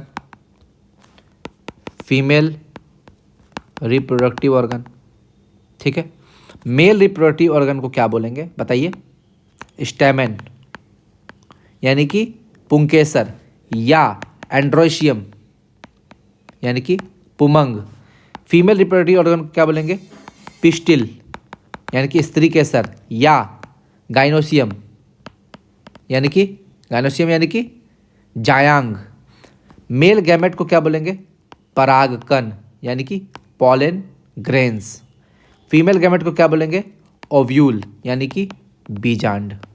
तो ये आपका 4 क्वेश्चन में कभी गलती नहीं कीजिएगा, कभी गलती नहीं कीजिएगा। इतना समझ में आ गया, तब हम लोग आगे समझेंगे। देखिए, सबसे पहले क्या होता है, ये जो आपको अंडा की आकृति, अंडकोश की आकृति का जो दिख रहा है ना, परागकोश, परागकोश सबसे पहले फटता है, यहाँ पर क्रैक आता है, क्रैक, क्रैक आएगा। क्रैक आएगा तो ये जो परागकोश है, ये आपको हवा में आ जाएगा, हवा में, ठीक है, हवा में आ जाएगा। अब उसके बाद इसको उठा के यहाँ तक ले जाएगा, यहाँ पे ये जो आपको चांद वाला आकृति है, कौन ले जाएगा? कारक यानी कि फैक्टर। कहाँ से कहाँ तक ले जाएगा? परागकोश से उठा के वर्तिकाग्र तक ले जाएगा। परागकोश यानी कि यहाँ जो बाहर में आपका आ गया, परागकोश फटा ना, आपका जितना भी परागकण है वो बाहर आ गया, और बाहर आ गया, इस परागकण को बाहर से उठा के यहाँ पर ले जाएगा। इसको बोलते हैं पॉलिनेशन यानी कि परागन। सब किसको किसको समझ में आया? दिक्कत हुआ? आपसे क्वेश्चन पूछता है परागन किसको बोलते हैं? परागन का मतलब ही होता है कि परागकोश को, परागकण को, है ना, परागकोश से उठा के वर्तिकाग्र तक ले जाना। परागकण का मतलब परागन यानी कि pollination. Pollination is a process in which pollen grain is transferred from pollen sac यानी कि एंथर टू स्टिग्मा। ठीक, तो ये याद रखिएगा, एंथर से स्टिग्मा। ठीक है, एंथर का मतलब हिंदी में क्या हुआ? परागकोश से वर्तिकाग्र तक पहुंचाने की प्रक्रिया को क्या बोलते हैं? परागन, पॉलिनेशन। ठीक, और कौन उठा के ले जाएगा इसको यहाँ से यहाँ तक? कारक। अब कारक के बारे में देख लेते हैं। सबसे पहले कारक पढ़ते हैं, कारक पढ़ना सबसे ज़्यादा जरूरी है। देखिए यहाँ पे आ जाता है आपका कारक, फैक्टर्स। कारक कौन कौन आपको उठा के ले सकता है? तो दो कारक होता है, एक होता है एबायोटिक फैक्टर, एक होता है बायोटिक फैक्टर। अजैविक कारक और जैविक कारक। एबायोटिक फैक्टर में होता है हाइड्रोफिली, मतलब बाय वाटर। ऐसा हो सकता है कि पानी के द्वारा वो वहाँ से उठ के वहाँ चला जाए। एंथर से स्टिग्मा भेजने का पहला रीजन हो सकता है कि वो हाइड्रोफिली हो, यानी कि बाय वाटर। अब बाय वाटर का एग्जांपल आपसे पूछ सकता है, तो ब्रायोफाइटा और टेरिडोफाइटा, ये दोनों पानी में होता है, पानी में। ब्रायोफाइटा और टेरिडोफाइटा, ये इसका निषेचन जो है, फर्टिलाइजेशन हमेशा पानी के अंदर होता है, इसलिए इसको बोलते हैं हाइड्रोफिली। ठीक है, बाय एयर दूसरा आता है, बाय एयर, इसको एनीमोफिली बोलते हैं, एनीमोफिली। ठीक है, और ये किस में होता है? मक्का, मेज यानी कि मक्का और घास में होता है। मक्का और घास में आपका हवा जो है वो आपका ये जो आपका था ना पॉलन सैक से उठा के आपका चांद वाला जगह वर्तिकाग्र स्टिग्मा तक पहुंचाएगा। कौन? मतलब हवा उड़ा के ले जाएगा हवा। दूसरा रीजन है बायोटिक फैक्टर, उसमें कीट पतंग भी ले जाता है, कीड़ा मकोड़ा, तो उसको बोलते हैं इंटोमोफिली। ठीक है, जिसमें मक्खी आ जाएगा, तितली आ जाएगा, ये सब अगर आपका उड़ा के ले जा रहा है तो उसको इंटोमोफिली बोलेंगे। अगर आपको बर्ड्स यानी पक्षी उड़ा के ले जा रहा है तो उसको बोलेंगे ऑर्निथोफिली। चमगादड़ उड़ा के ले जा रहा है उसको बोलेंगे कायरेप्टेरो पढ़ेंगे, कायरोप्टेरोफिली। और चमगादड़ का एग्जाम्पल पूछता है एग्जाम में, कदम्ब और कैक्टस। कदम्ब का पेड़ होता है ना, यह कदम का पेड़ अगर माँ होता यमुना तीरे, मैं भी उस पर बैठ कर नैया बनता धीरे धीरे, है ना, एक पढ़े थे ना कदम के पेड़ पे जो कृष्ण भगवान का जो वो कविता है ना, वो कविता कदम का पेड़ जो है उस पर जो आपका कारक है जो उठा के ले जाता है, तो उसका कारक कौन है? चमगादड़। और कैक्टस में भी यही है, चमगादड़ है। ओफियोफिली, ओफियो या ओफिडियो दोनों होता है, ओफियो या ओफिडियोफिली, इसका मतलब सांप के द्वारा, स्नेक्स के द्वारा। और स्नेक्स का एग्जाम्पल है चंदन इसका एग्जाम्पल है, पढ़े है ना, चंदन विष व्यापत नहीं लपटत रहत भुजंग। ठीक है, चंदन विष व्यापत नहीं लपटत रहत भुजंग। भुजंग का मतलब होता है सांप। ठीक है, और आप समझिएगा कि सांप जो है वो आपका कितना भी चंदन के पेड़ में लपेटा हुआ रहता है, चंदन में उसको ठंडा लगता है। ठीक है, सांप को चंदन के पेड़ पे ठंडा लगता है, इसलिए वो उस पर लिपटा हुआ रहता है, चंदन के पेड़ पे लिपटा हुआ रहता है। लेकिन चंदन जो है वो आपका सांप के विष से अछूता रह जाता है, यानी कि सांप का विष जो है चंदन के पेड़ को खराब नहीं कर सकती है। चंदन सांप के साथ रहकर भी वो एकदम उससे अलग है, तो ये आपको समझना है। एक और एग्जाम्पल था इसमें हंस वाला, है ना, कि हंस को आप दे दीजिए पानी और दूध। ठीक है, पानी और दूध दे दीजिए तो हंस जो है वो दूध पी लेगा, पानी छोड़ देगा। इसका क्या था? हंसः श्वेतो बकः श्वेतो। ठीक है, मतलब कि हंस भी सफ़ेद होता है और बकः यानी कि बगुला भी सफ़ेद होता है। ठीक है, को भेदो बक हंसयो, यानी कि हंस और बतख में क्या अंतर है? हंसा श्वेतो बका श्वेतो को भेदो बक हंसयो, नीर क्षीर विभागे तू हंसो हंसः बको बकः। नीर क्षीर यानी कि नीर का मतलब होता है पानी और क्षीर का मतलब होता है दूध। नीर क्षीर विभागे, नीर और क्षीर को, दूध और पानी को अलग करने में आप देख लीजिएगा कि कौन हंस है और कौन बगुला है, वहीं पता चल जाएगा। तो वही चंदन है। चंदन जो है आपका, वो आपका क्या बोलते हैं, उस पे सांप लपेटा हो रहता है, फिर भी चंदन की लकड़ी पर कोई भी विष का असर नहीं पड़ता है। ऐसे आप याद रख सकती हैं। ऑफियोफिली हो गया ये, ठीक है। ये तो आपका चलिए एक व्यंग भी हो गया, बीच में आपको थोड़ा सा इंटरटेनमेंट भी हो गया। आगे बढ़ते हैं। मर्मिकोफिली, मर्मिकोफिली को बोलते हैं एंट, चींटी के द्वारा जो आपका, चींटी आपका कारक है। चींटी क्या करेगा, एंथर से स्टिग्मा तक ले जाएगा किसको, परागकण को, पॉलन ग्रेन्स को। मेलेकोफिली, मेलेकोफिली में होता है स्नेल्स, स्नेल्स के द्वारा जो होता है। तो ये था आपका फैक्टर, ये था आपका फैक्टर, ठीक है। तो यहाँ तक हम लोग समझ गए हैं। अब आप देखते हैं जन्नांगों के आधार पर पुष्प के प्रकार। पुष्प दो प्रकार के हो सकते हैं, एक लिंगी या उभयलिंगी। ऐसा फूल जिसमें फीमेल और मेल दोनों जन्नांग पाया जाता है, उसको बोलते हैं यूनिसेक्सुअल, एक लिंगी, ठीक है। इसी को हम लोग डायोसियस भी बोलते हैं, ठीक है, यानी कि इसमें दोनों पाया जाता है। और दूसरा होता है हार्मेफ्रोडाइट, यानी कि उभयलिंगी, ऐसा फूल जिसमें फीमेल और मेल अलग अलग दोनों जन्नांग दोनों पाया जाता है। हम आपको उल्टा बता दिए, सॉरी। यूनिसेक्सुअल में क्या होगा कि फीमेल और मेल में से कोई एक अंग पाया जाएगा, तब ना यूनिसेक्सुअल बोल रहे हैं। और उभयलिंगी, हार्मेफ्रोडाइट मतलब यानी कि फीमेल और मेल दोनों पाया जाएगा इसमें। और एग्जाम्पल आपको याद रखना है, सरसों, गुलहड़, मटर, ऐसे बहुत कम ही पूछता है इसका एग्जाम्पल। दोनों का एग्जाम्पल आप लोग देख लीजिएगा। यूनिसेक्सुअल का एग्जाम्पल है सरसों, गुलहड़, मटर और पिटूनिया। और हार्मेफ्रोडाइट का एग्जाम्पल है उभयलिंगी का, जिसमें दोनों से मेल और फीमेल दोनों जन्नांग पाया जाता है, उसका एग्जाम्पल है पपीता, खरबूज, नारियल, मक्का, सहतूत। यानी कि इसी में से किसी का फूल का हम फोटो बनाए थे। ये जो फूल है ये आपको हार्मेफ्रोडाइट का है, हार्मेफ्रोडाइट का, यानी कि इसमें मेल ऑर्गन भी है। देखिए मेल ऑर्गन, ये वाला मेल ऑर्गन भी है, ये फीमेल ऑर्गन भी है, ठीक है। तो जिसमें मेल और फीमेल दोनों ऑर्गन पाया जाएगा फूल में, उसको बोलते हैं हार्मेफ्रोडाइट। क्या बोलते हैं, हार्मेफ्रोडाइट, उभयलिंगी। लेकिन जिसमें सिर्फ मेल वाला पाया जाएगा उसको बोलते हैं एक लिंगी, ठीक है। आगे आते हैं, ये तो बता ही चुके हैं। आगे आते हैं सिमेट्री के आधार पर फूलों के प्रकार। Radial symmetry, vertical symmetry, no symmetry. जिसमें सिमेट्री नहीं होगा वो सारा प्लांट उसका एग्जाम्पल में आ जाता है। जिसमें वर्टिकल सिमेट्री हो, ठीक है, जाइगोमॉर्फिक, उसका एग्जाम्पल गुलमोहर, एक ही एग्जाम्पल याद कर लीजिएगा। रेडियल सिमेट्री, इसको एक्टिनोमॉर्फिक बोलते हैं, इसका एग्जाम्पल सरसों, धतूरा, मिर्च। कोई बहुत ज़्यादा जरूरी नहीं है, एग्जाम में उतना नहीं पूछता। हाँ, अब आते हैं pollination. Pollination, transfer of pollen grain from anther to stigma, जो इतने देर से हम आपको समझा रहे थे फोटो में ठीक है इसको बोलते हैं पॉलिनेशन, ठीक। अब हम इसको आपको समझाते हैं फोटो फिगर से। फिगर से आप समझिएगा तो बहुत अच्छे से समझ में आएगा। देखिए, ये आपको एगो प्लांट है, ये दूसरा प्लांट है, दोनों अलग अलग प्लांट है। इस प्लांट पे 2 फ्लावर है, 1 और 2। इस प्लांट पे 2 फ्लावर है, 3 और 4, ठीक है। इसमें भी आपका ये सीपल, पीटल, ये आपका क्या हो गया, क्या बोलते हैं, ये आपका हो गया पॉलन ग्रेन्स वाला एंथर, ठीक है। ये आपका हो गया स्टिग्मा। तो एंथर से स्टिग्मा आएगा, या हो सकता है इससे इसमें आ जाए, या हो सकता है इससे इसमें आ जाए, या हो सकता है इससे इसमें आ जाए, बहुत सा तरीका है, ठीक है। तो सबसे पहले हम बताए थे पॉलन सैक यानी कि एंथर, पॉलन सैक यानी कि एंथर, परागकोश फटेगा तो ये वाला पार्ट आपका परागकण जो है बाहर आ जाएगा। परागकण बाहर आ जाएगा, उसको कौन, कारक जो है उठा के यहाँ से यहाँ तक ले जाएगा। कौन उठा के ले जाएगा? इसके बाद परागकण जो है पॉलन ग्रेन्स बाहर आ जाएगा। परागकणों को बीजांड तक पहुँचने के लिए सबसे पहले वर्तिकाग्र तक पहुँचना होगा। हम जानते हैं यहाँ पर अंदर में होता है बीजांड, तो बीजांड, ये परागकण जो है यहाँ पर, ये बीजांड तक पहुँचे, डायरेक्टली थोड़ी पहुँच जाएगा, ये बीजांड तक पहुँचेगा इसके द्वारा, ऐसे, फिर ऐसे करके जाएगा यहाँ पर।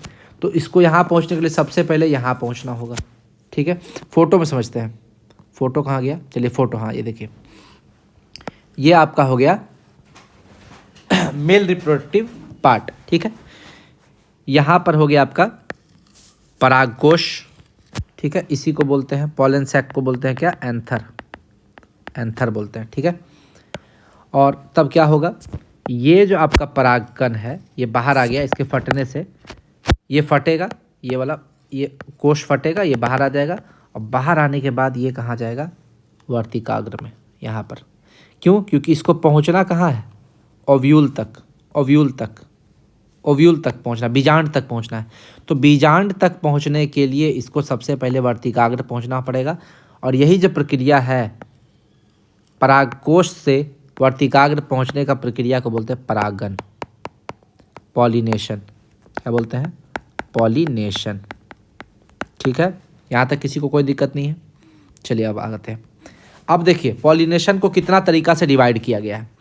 मान लीजिए कि एक ही फ्लावर का फूल, एक ही प्लांट का फूल है, ये 1 और 2, 1 और 2 के बीच में एक ही फूल में अगर हो, एक ही फ्लावर में, तो आप समझिएगा इसको बोलते हैं सेल्फ पॉलिनेशन, सेल्फ पॉलिनेशन। और अगर अलग प्लांट से हो तो उसको बोलते हैं क्रॉस पॉलिनेशन। यानी कि अगर इसी प्लांट का बीज एक दूसरे में चला जाए, या तो इसी फ्लावर का इसमें चला जाए या इस फ्लावर का इसमें चला जाए, यानी कि 2 का 1 में चला जाए या 1 का 1 में चला जाए या 2 का 2 में चला जाए या 1 का 2 में चला जाए, कुछ भी हो, इसी प्लांट का फ्लावर से इसी प्लांट में जाए तो इसको बोलते हैं सेल्फ पॉलिनेशन। क्या बोलते हैं? सेल्फ पॉलिनेशन, स्वपरागन। क्या बोलते हैं हिंदी में? स्वपरागन। इसको समझिएगा, यहीं पे आप समझ जाइएगा। यानी कि 1 से अगर 2 में जाए तो भी स्वपरागन है, 2 से 1 में जाए तो भी स्वपरागन है, 1 से 1 में जाए या 2 से 2 में जाए तो भी स्वपरागन है। तो ये आपका हो गया एंथर से स्टिग्मा जाने का प्रक्रिया परागन, और अपने ही फूल से जाए स्वपरागन।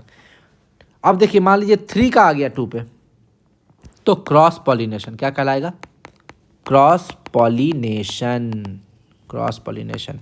या 4 का आ जाए 2 पे, या ऐसा आ जाए 2 का चल जाए 4 पे, या 1 का चल जाए 3 पे, या 1 का 4 पे, अलग अलग प्लांट में हो रहा है, उसको बोलेंगे क्रॉस पॉलिनेशन। ठीक, अब यहाँ पे आपको समझ में आ जाएगा कि सेल्फ पॉलिनेशन क्या है, एक ही वृक्ष में होता है, और क्रॉस पॉलिनेशन अलग वृक्ष में होता है। इसको 2 पार्ट में डिवाइड किया गया है, ऑटोगैमी और गिटोनोगैमी। ऑटोगैमी और गिटोनोगैमी। देखिए ऑटोगैमी 1 का 1 में, 2 का 2 में, 3 का 3 में, 4 का 4 में। यानी कि अगर 1 वाला ही अपने में चला जाए, 2 वाला ही अपने, मतलब एक ही फ्लावर में हो गया, एक ही वृक्ष में तो बोल दिए सेल्फ पॉलिनेशन, लेकिन एक ही वृक्ष में एक ही फ्लावर में, यानी कि इसी का फ्लावर का इसी में चला जाए तो इसको बोल देंगे ऑटोगैमी। इसका इसमें चला जाए, इसका इसमें चला जाए, इसका इसमें चला जाए, इसका इसमें चला जाए, तो ये बोल देंगे 1 का 1 में, 2 का 2 में, 3 का 3 में, 4 का 4 में, इसको बोल देंगे क्या? ऑटोगैमी। जब एक ही फ्लावर में पॉलन ग्रेन का ट्रांसफर स्टिग्मा में हो तो उसे ऑटोगैमी बोलते हैं। ठीक है। गिटोनोगैमी, गिटोनोगैमी में क्या होगा? प्लांट चेंज नहीं करेगा, प्लांट यही रहेगा, 1 का 2 में या 2 का 1 में, 3 का 4 में या 4 का 3 में। तो प्लांट चेंज नहीं किया, लेकिन फ्लावर चेंज कर गया, एक ही वृक्ष का डिफरेंट फ्लावर। ठीक, जब एक ही पेड़ में 2 अलग अलग फ्लावर में पोलन ग्रेन्स का ट्रांसफर हो स्टिग्मा में, तो उसे गिटोनोगैमी बोलते हैं। ठीक है, यहाँ तक समझ में आ गया। क्रॉस पॉलिनेशन, क्रॉस पॉलिनेशन में क्या होगा? प्लांट चेंज कर जाएगा, यानी कि ये जो प्लांट 1 है, प्लांट 1 है, प्लांट 2, दोनों आएगा ही अलग, इसका इसमें चला जाए, इसका इसमें चला जाए, या इसका, या उल्टा हो, 4 का 3 में या 3 का 2, 3 का 1 में, किसी में भी चला जाए, फ्लावर चेंज कर गया, यानी कि 1 का 3 में, 1 का 4 में, 2 का 3 में, 2 का 4 में। जब 2 अलग अलग पेड़ के फ्लावर्स के बीच पॉलन ग्रेन का ट्रांसफर हो तो क्रॉस पॉलिनेशन। इसको भी 2 पार्ट में डिवाइड किया, एलोगेमी और हाइब्रिडाइजेशन। एलोगेमी का मतलब ये हो गया, ये प्लांट जो है, पहला प्लांट और दूसरा प्लांट जो है, ये मान लीजिए पहला वाला आम है, दूसरा वाला भी आम है, वृक्ष तो अलग है, तो दोनों अगर आम है तो इसको बोलेंगे एलोगेमी। लेकिन मान लीजिए कि एगो आम का पेड़ ले लिए, एगो इमली का पेड़ ले लिए, तो आम का फ्लावर और इमली का फ्लावर के बीच में अगर ट्रांसफ़र हो रहा है तो इसको क्या बोलेंगे? हाइब्रिडाइजेशन। देखिए यही तो समझाया है, एलोगेमी। जब दोनों एक ही प्रकार के प्लांट के बीच में पॉलिनेशन हो, जैसे आम का आम में, इमली का इमली में। ठीक है, लेकिन जब 2 अलग अलग प्लांट हो, आम से चल गया इमली में, ठीक है, और ये नेचुरली पॉसिबल नहीं है, इसको हाइब्रिडाइज करते हैं, यानी कि हम लोग खुद मानव करवाते हैं, ज़बरदस्ती करवाते हैं हम लोग। ठीक है, और जब हम लोग ज़बरदस्ती करवाते हैं तो इसी का दूसरा नाम है जेनोगैमी। जब जेनेटिकली डिफरेंट, अनुवांशिकता भिन्न पादप का एक पॉलिनेशन हो तो उसको जेनोगेमी बोलते हैं। यहाँ तक किसी को कोई दिक्कत नहीं होना चाहिए। परागन का टाइप्स देख लिए, फैक्टर देख ही चुके हैं। अब हम लोग आते हैं परागन का प्रोसेस, प्रक्रिया देखते हैं, परागन होता कैसे है। ठीक तो इसमें देखिए सबसे पहले क्या होगा, पॉलन सैक यानी कि परागकोश फटता है, जिससे पॉलन ग्रेन यानी कि परागकण बाहर आ जाता है। तो ये वाला सबसे पहले ये वाला पार्ट फटेगा, ये वाला पार्ट फटेगा और फटने के बाद ये पॉलन ग्रेन जो है बाहर आ जाएगा। ठीक है, अब बाहर आने के बाद फिर ये कहाँ जाएगा, वर्तिकाग्र पे कारक के द्वारा। दूसरा क्या होगा, अब ये परागकण जो बाहर आ गए हैं कारकों के द्वारा, हम बता दिए कारक बहुत सारा हो सकता है, जल हो सकता है या एयर हो सकता है, इसको एबायोटिक फैक्टर बोलते हैं। उसके बाद आपको चमगादड़ भी लिया सकता है, हम आपको चमगादड़ का एग्जाम्पल दिए हैं। हम आपको चंदन की लकड़ी में सांप का भी एग्जाम्पल दिए हैं। ठीक है, फिर आपको क्या इंसेक्ट कीड़ा मकोड़ा का भी एग्जाम्पल दिए हैं। तो वो सारा चीज कारक जो है वो उसको ले जाएगा कहाँ तक, एंथर से स्टिग्मा यानी कि परागकोश से वर्तिकाग्र तक ले जाएगा। अब ये आपको इसका फोटो बना दिया, ये आपका हो गया वर्तिकाग्र, चांद वाला जो शेप है वर्तिकाग्र। वर्तिकाग्र में जो ग्रीन कलर आपको दिख रहा है ये चिपचिपा मटेरियल है। क्या है, चिपचिपा मटेरियल। यहाँ पर आएगा परागकण, एगो परागकण का हम एग्जाम्पल ले रहे हैं, परागकण तो हजारों को होगा, ठीक है, लेकिन एगो का एग्जाम्पल ले रहे हैं। ये आके यहाँ पे चिपक गया पॉलन ग्रेन परागन। ठीक, किस पे चिपका, हरा कलर का पार्ट है चिपचिपा, वर्तिकाग्र में एगो चिपचिपा पदार्थ होता है उसमें आके चिपक जाता है। तो ये जो ग्रीन कलर का आपको दिखा रहे हैं ताकि आपको देख समझने में सुविधा हो, ये आपका चिपचिपा पदार्थ है, वहाँ आके चिपक गया। अब ये जो परागकण है ये आपको दिख रहा है एगो, लेकिन इसमें भी छोटा छोटा छेद होता है। इसको जब आप देखिएगा माइक्रोस्कोप से, इसमें छोटा छोटा छेद होता है, उस छेद से वो एक मटेरियल रिलीज करता है, पदार्थ रिलीज करता है। देखिए पॉलन ग्रेन यानी कि परागकण के पास क्या होता है, अंदर छोटे छोटे छिद्र होते हैं जिन्हें हम जर्म स्पोर्स बोलते हैं। तो इसके अंदर भी छोटे छोटे छेद है, इसके अंदर भी छोटे छोटे छेद है, उस छेद को हम लोग क्या बोलते हैं, जर्म स्पोर्स। ठीक है, ये जर्म स्पोर्स से क्या करेगा, एक मटेरियल रिलीज करेगा जो नीचे जाएगा। ठीक है, पॉलन ग्रेन जो है जर्म स्पोर्स के द्वारा कुछ पदार्थ रिलीज करते हैं जो पॉलन ट्यूब के माध्यम से ओवरी के अंदर ओव्यूल में चले जाते हैं। अब देखिए ये तो आपका बाहर वाला स्ट्रक्चर तो क्या है आपका स्टाइल, हम बताए थे इसके अंदर भी एक ट्यूब वाला लेयर होता है, ट्यूब, ये ट्यूब को बोलते हैं पॉलन ट्यूब परागनलिका। ठीक है, इसके अंदर होता है। ठीक है उसको हम लोग बना भी सकते हैं यहाँ पे, इसके अंदर एगो दूसरा कलर से बनाते हैं, इसके अंदर एगो ट्यूब टाइप का स्ट्रक्चर होगा, ये आपको ट्यूब जैसा स्ट्रक्चर दिख रहा है, ये ट्यूब वाला स्ट्रक्चर जो है आपका पॉलन ट्यूब बोलते हैं, इसको क्या बोलते हैं, पॉलन ट्यूब। ठीक है, पॉलन ट्यूब बोलते हैं, वो आपको स्टाइल के अंदर होगा, वर्तिका के अंदर पॉलन ट्यूब होता है। इसी ट्यूब से वो जो पदार्थ रिलीज किया है परागकण, वो पदार्थ जो है चिपचिपा पदार्थ वो निकल जाएगा, अंदर चला जाएगा, और अंदर जाके वो जितना भी आपको बीजांड दिख रहा है इसमें से किसी भी एक बीजांड को निषेचित कर देगा, ओव्यूल में चला जाएगा और बीजांड को निषेचित कर देगा। ठीक है, और ओव्यूल के अंदर चला जाता है। अब ये ओव्यूल के अंदर गया यानी कि बीजांड के अंदर गया, तो ओव्यूल और पॉलन ग्रेन ये दोनों मिलेगा तो आपका हो जाता है फर्टिलाइजेशन, निषेचन। ठीक है, तो एक क्वेश्चन आपसे पूछ देगा कि प्लांट में निषेचन कहाँ होता है, आप मारिएगा पिस्टिल यानी कि गाइनोसियम में, यानी कि स्त्री केसर, पिस्टिल यानी कि स्त्री केसर, या गाइनोसियम यानी कि जायांग। जो आपका आंसर है वो मार देना है। मानव में निषेचन कहाँ होता है, फैलोपियन ट्यूब में। ठीक है, हम लोग पढ़ चुके थे कि मानव में निषेचन कहाँ होता है, फैलोपियन ट्यूब में। लेकिन प्लांट का बात करें तो आपको पिस्टिल मारना है या गाइनोसियम मारना है, यही आपको मारना है। ठीक, और एक चीज़ आप समझिएगा, पॉलन ग्रेन जो है, पॉलन ग्रेन में 2 कोशिका होता है, 2 कोशिका, याद रखिएगा, 2 केंद्रक। कभी भी पॉलन ग्रेन आएगा तो अपने साथ 2 केंद्रक को लेके आएगा। ये आपको ऐसे करके फोटो आप समझ लीजिए, 2 केंद्रक को लेके आएगा। ठीक है, पॉलन ग्रेन कभी भी आएगा तो 2 केंद्रक को लेके आएगा, लेकिन ओव्यूल जो है बीजांड, ये हमेशा अपने साथ 8 केंद्रक को लेकर आएगा। इसमें 7 कोशिका होती है, 8 केंद्रक होता है, यानी कि इसको समझिएगा 7 कोशिका, 1 2 3 4 5 6 7, 7 कोशिका है, 8 केंद्रक है। इसमें 1 केंद्रक, इसमें 1 केंद्रक, इसमें 1 केंद्रक, इसमें 1 केंद्रक, इसमें 1 केंद्रक, इसमें 1 केंद्रक, लेकिन एक जो बचा उसमें 2 केंद्रक, समझ गए। यानी कि ऐसा 6 गो है, 6 गो ऐसा है जिसमें 1 केंद्रक पाया जाएगा, लेकिन एक ऐसा है जिसमें 2 केंद्रक पाया जाएगा। यहाँ समझ गए। तो 8 केंद्रक पाए जाते हैं इसमें से 7 कोशिका में। तो इस 7 कोशिका में से 6 कोशिका ऐसे होंगे जिसमें एक एक केंद्रक पाया जाएगा, उसको बोलते हैं अंड कोशिका। लेकिन एक कोशिका ऐसा होगा जिसमें 2 केंद्रक पाया जाएगा, उसको बोलते हैं ध्रुवीय कोशिका। यानी कि ओव्यूल में आपका 6 गो होता है अंड कोशिका, 1 होता है ध्रुवीय कोशिका। ठीक है, तो और इसमें 2 ही कोशिका, 2 ही केंद्रक होता है, 2 ही पॉलन ग्रैंड, 2 ही केंद्रक। तो याद रखिएगा, इसमें जब एक केंद्रक होता है वो इस 6 में से किसी एक के पास जाएगा, और ये जो बचा एक, वो ध्रुवीय कोशिका के पास जाएगा। यानी कि ये डिवीजन हो गया। यानी कि यहाँ पर जो 7 कोशिका है, 7 कोशिका है, इस 7 गो में से 6 गो है, 6 गो में से किसी एक के पास जाएगा इसका एगो, और जो ध्रुवीय कोशिका है, पोलर आपका जो कुछ सेल है, उसके पास एगो जाएगा। यानी कि ये भी समझ में आ गया। तो एक जो नर युग्मक है, पॉलन ग्रेन के पास जो है नर युग्मक, वो एक अंड कोशिका के पास जाएगा, 6 गो में से कोई एक के पास जाएगा। ठीक है, तो वो बनाएगा भ्रूण, भ्रूण बनाएगा। ठीक है, भ्रूण जो होता है वो 2n टाइप का होगा। क्यों? क्योंकि इसके पास n गुणसूत्र है, इसके पास n गुणसूत्र है, तो भ्रूण के पास कितना हो जाएगा? 2n गुणसूत्र। ठीक है, 2n गुणसूत्र, यानी कि इसके पास n है और इसके पास n है, तो n और n मिलाकर आपका 2n बना दिया। अब इसमें जो दूसरा नर युग्मक था वो बताया था किसके पास जाएगा? पोलर के, ध्रुवीय कोशिका के पास जाएगा। ठीक है, तो दूसरा जो नर युग्मक था वो ध्रुवीय कोशिका के पास जाएगा, तो बनाएगा भ्रूणपोष, यानी कि इंडोस्पर्म, इंडोस्पर्म बनाएगा। यहाँ पर n गुणसूत्र, ध्रुवीय में तो हम बताए थे कि 2 कोशिका रहता है, 2n, तो n और 2n मिलकर 3n बना देगा, 3n बना देगा। यानी कि आप समझिएगा, प्लांट में द्विनिषेचन होता है, डबल फर्टिलाइजेशन होता है। एक फर्टिलाइजेशन भ्रूण बनाने के लिए, दूसरा फर्टिलाइजेशन भ्रूणपोष बनाने के लिए। ये आपको समझ में आ गया होगा। अगर कोई दिक्कत है तो बताइए। फिर से बताते हैं।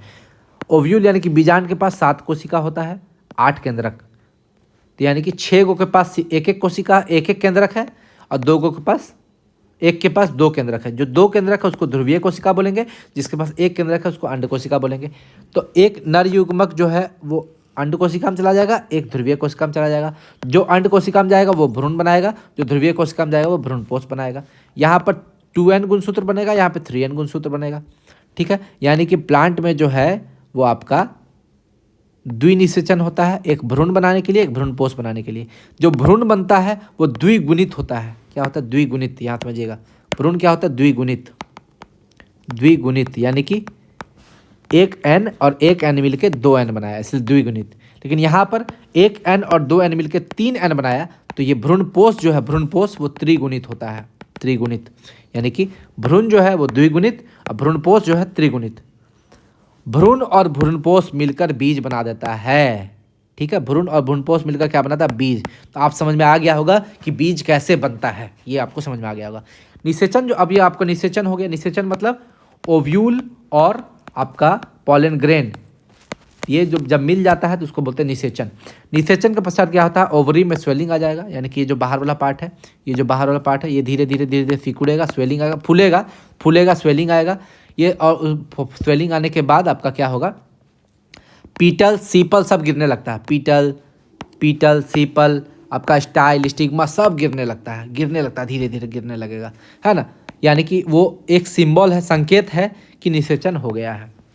ठीक है, महिलाएं, जब हम लोग पढ़े थे, महिलाओं में पीरियड आना बंद हो जाता है, पढ़े है ना, मानव में, है ना, महिलाओं में क्या होता है? पीरियड आना बंद हो जाता है। तो वो भी एक सिंबल है कि आपका प्रेगनेंसी ठहर गया है। उसी तरह यहाँ पे प्लांट में सिंबल है कि ओवरी में स्वेलिंग आ जाएगा, पीटल्स गिरने लगेगा, सीपल गिरने लगेगा, स्टाइल, स्टिग्मा दोनों गिरने लगेगा। यानी कि ये एक सिंबल है कि अब प्लांट में निषेचन हो चुका है, यानी कि आपका पॉलन ग्रेन्स पहुंच गया है ओवरी में, ओव्यूल में, बीजांड में।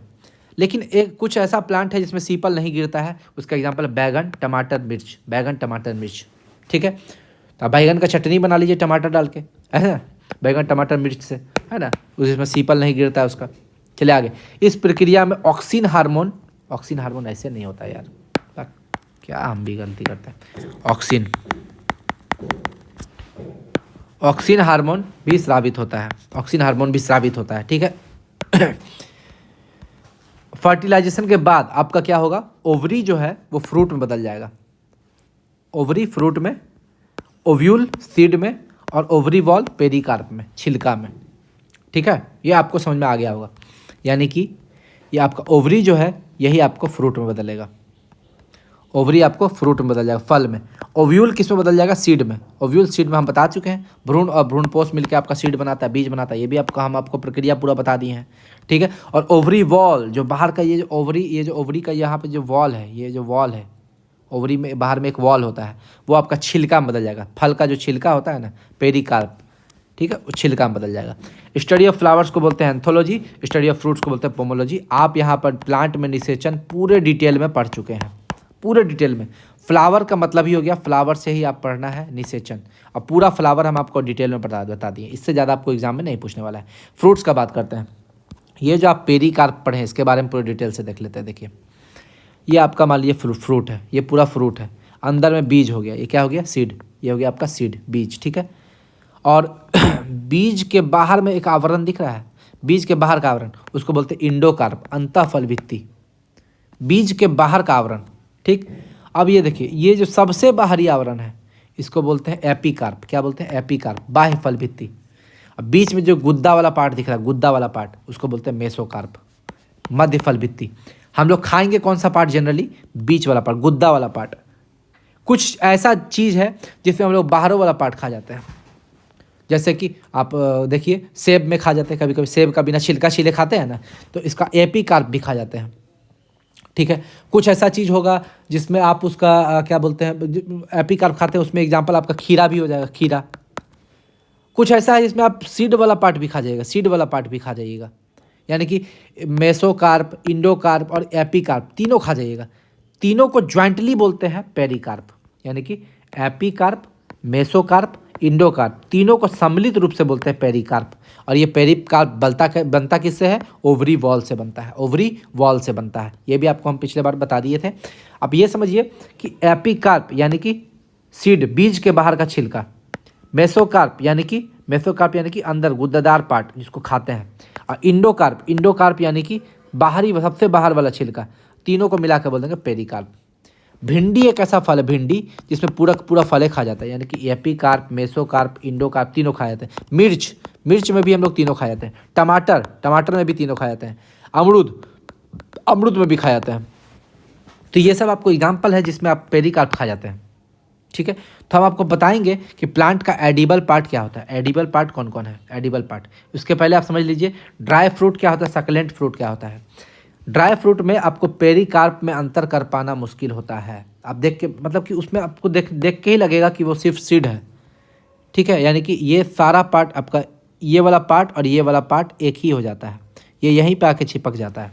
यानी कि जो ड्राई फ्रूट होता है उसमें आपको पेरिकार्प में अंतर कर पाना बहुत मुश्किल होता है। आप बता नहीं पाएगा कि कौन आपका इंडोकार्प है, कौन मेसोकार्प है, कौन एपीकार्प है।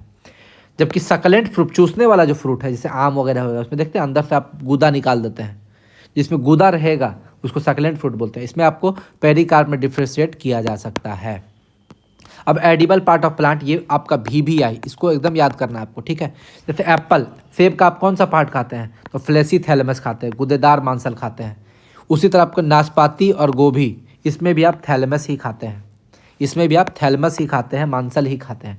मूंगफली, ग्राउंडनट और गेहूं में आप क्या खाते हैं? एम्ब्रायो, भ्रूण खाते हैं। हल्दी और मैंगो, आम में आप मेसोकार्प खाते हैं, मध्य फल भित्ति। आम का कभी छिलका थोड़ी खाते हैं, बाहर वाला फेंक देते हैं ना, सिर्फ बीच वाला पार्ट खाते हैं, मध्य फल भित्ति। अमरूद का बात करें, अमरूद में आप पेरिकार्प खाते हैं, टमाटर में भी पेरिकार्प खाते हैं, मतलब पूरे के पूरे खा जाते हैं आप। इंडोकार्प, मेसोकार्प सब खा जाते हैं। ककड़ी, खरबूज और तरबूज, इसमें आप मेसोकार्प और इंडोकार्प खाते हैं, ठीक है। लेमन का बात करें, नींबू और ऑरेंज का बात करें, तो इसमें जूसी हेयर है ना, देखते हैं गाड़ के उसको खाते हैं ना, जूसी हेयर जो है उसमें आपका सारा रस रहता है, उसको गाड़ते हैं तब खाते हैं, लेमन और ऑरेंज में। अनार का बात करें तो सीड खा जाते हैं।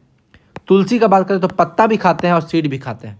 और तुलसी को एयर रिफ्रेशर भी बोलते हैं, ठीक है। तुलसी को आप एंटीबायोटिक के रूप में भी इस्तेमाल करते हैं। तुलसी मतलब मेडिकल प्लांट बोल देते हैं इसको, ठीक है। लेडी फिंगर, भिंडी या ओकरा, भिंडा, इसमें आप कंप्लीट फ्रूट, पूरा फ्रूट का फ्रूट ही खा जाते हैं। मिर्च में भी आप खा जाते हैं पूरा फ्रूट। लीची का आप एरिल वाला पार्ट खाते हैं, एरिल। कटहल, अनानस और सहतूत, इसमें आप परिदल पुंज खाते हैं, यानी कि कैलिक्स और कोरोला को दोनों को खाते हैं, परिदल पुंज। निषेचन के पश्चात हम लोग पढ़े हैं कि अंडाशय जो है, ओवरी, वो किस में बदल जाता है? फल में। बीजांड यानी कि ओव्यूल, ये बदल जाता है बीज में, और ओवरी वॉल ये बदल जाता है एपीकार्प या पेरिकार्प, छिलका में। ठीक है। ट्रू फ्रूट किसको बोलते हैं? ट्रू फ्रूट जब ओवरी से ही फल बनता है, ओवरी ही फल बनाता है, यानी कि ओवरी से ही अगर फल बने उसको ट्रू फ्रूट बोलते हैं। इसका एग्जाम्पल है आम, नारियल, टमाटर, अमरूद। लेकिन जब फॉल्स फ्रूट किसको बोलते हैं? स्यूडोकार्प, जब ओवरी के साथ साथ अन्य पार्ट भी, ओवरी तो बनेगा ही बनेगा लेकिन कुछ और पार्ट भी उसमें यूज हो जाता है, स्टाइल, स्टिग्मा, कोरोला, थैलमस, ये सब जो यूज हो जाता है बनाने में, तो वो आपका फॉल्स फ्रूट हो जाता है। जैसे हम ये इसमें आपको एग्जांपल बताते हैं एप्पल का, एप्पल में थैलमस खाते हैं, फॉल्स फ्रूट हो गया, ओवरी तो नहीं खाते हैं। मूंगफली में एम्ब्रायो खा रहे हैं, फॉल्स फ्रूट हो गया। कटहल, कटहल में क्या खा रहे हैं? परिदल पुंज खा रहे हैं, कैलिक्स कोरोला। ठीक है। तो ये सब जो है आपका फॉल्स फ्रूट हो गया। इसका फॉल्स फ्रूट का एग्जांपल हमेशा आपको एग्जाम में पूछेगा, सेब, कटहल, लीची। लीची का कौन सा पार्ट खाते हैं? एरिल, पूछता है आपसे क्वेश्चन। नाशपाती, नाशपाती में क्या खाते हैं?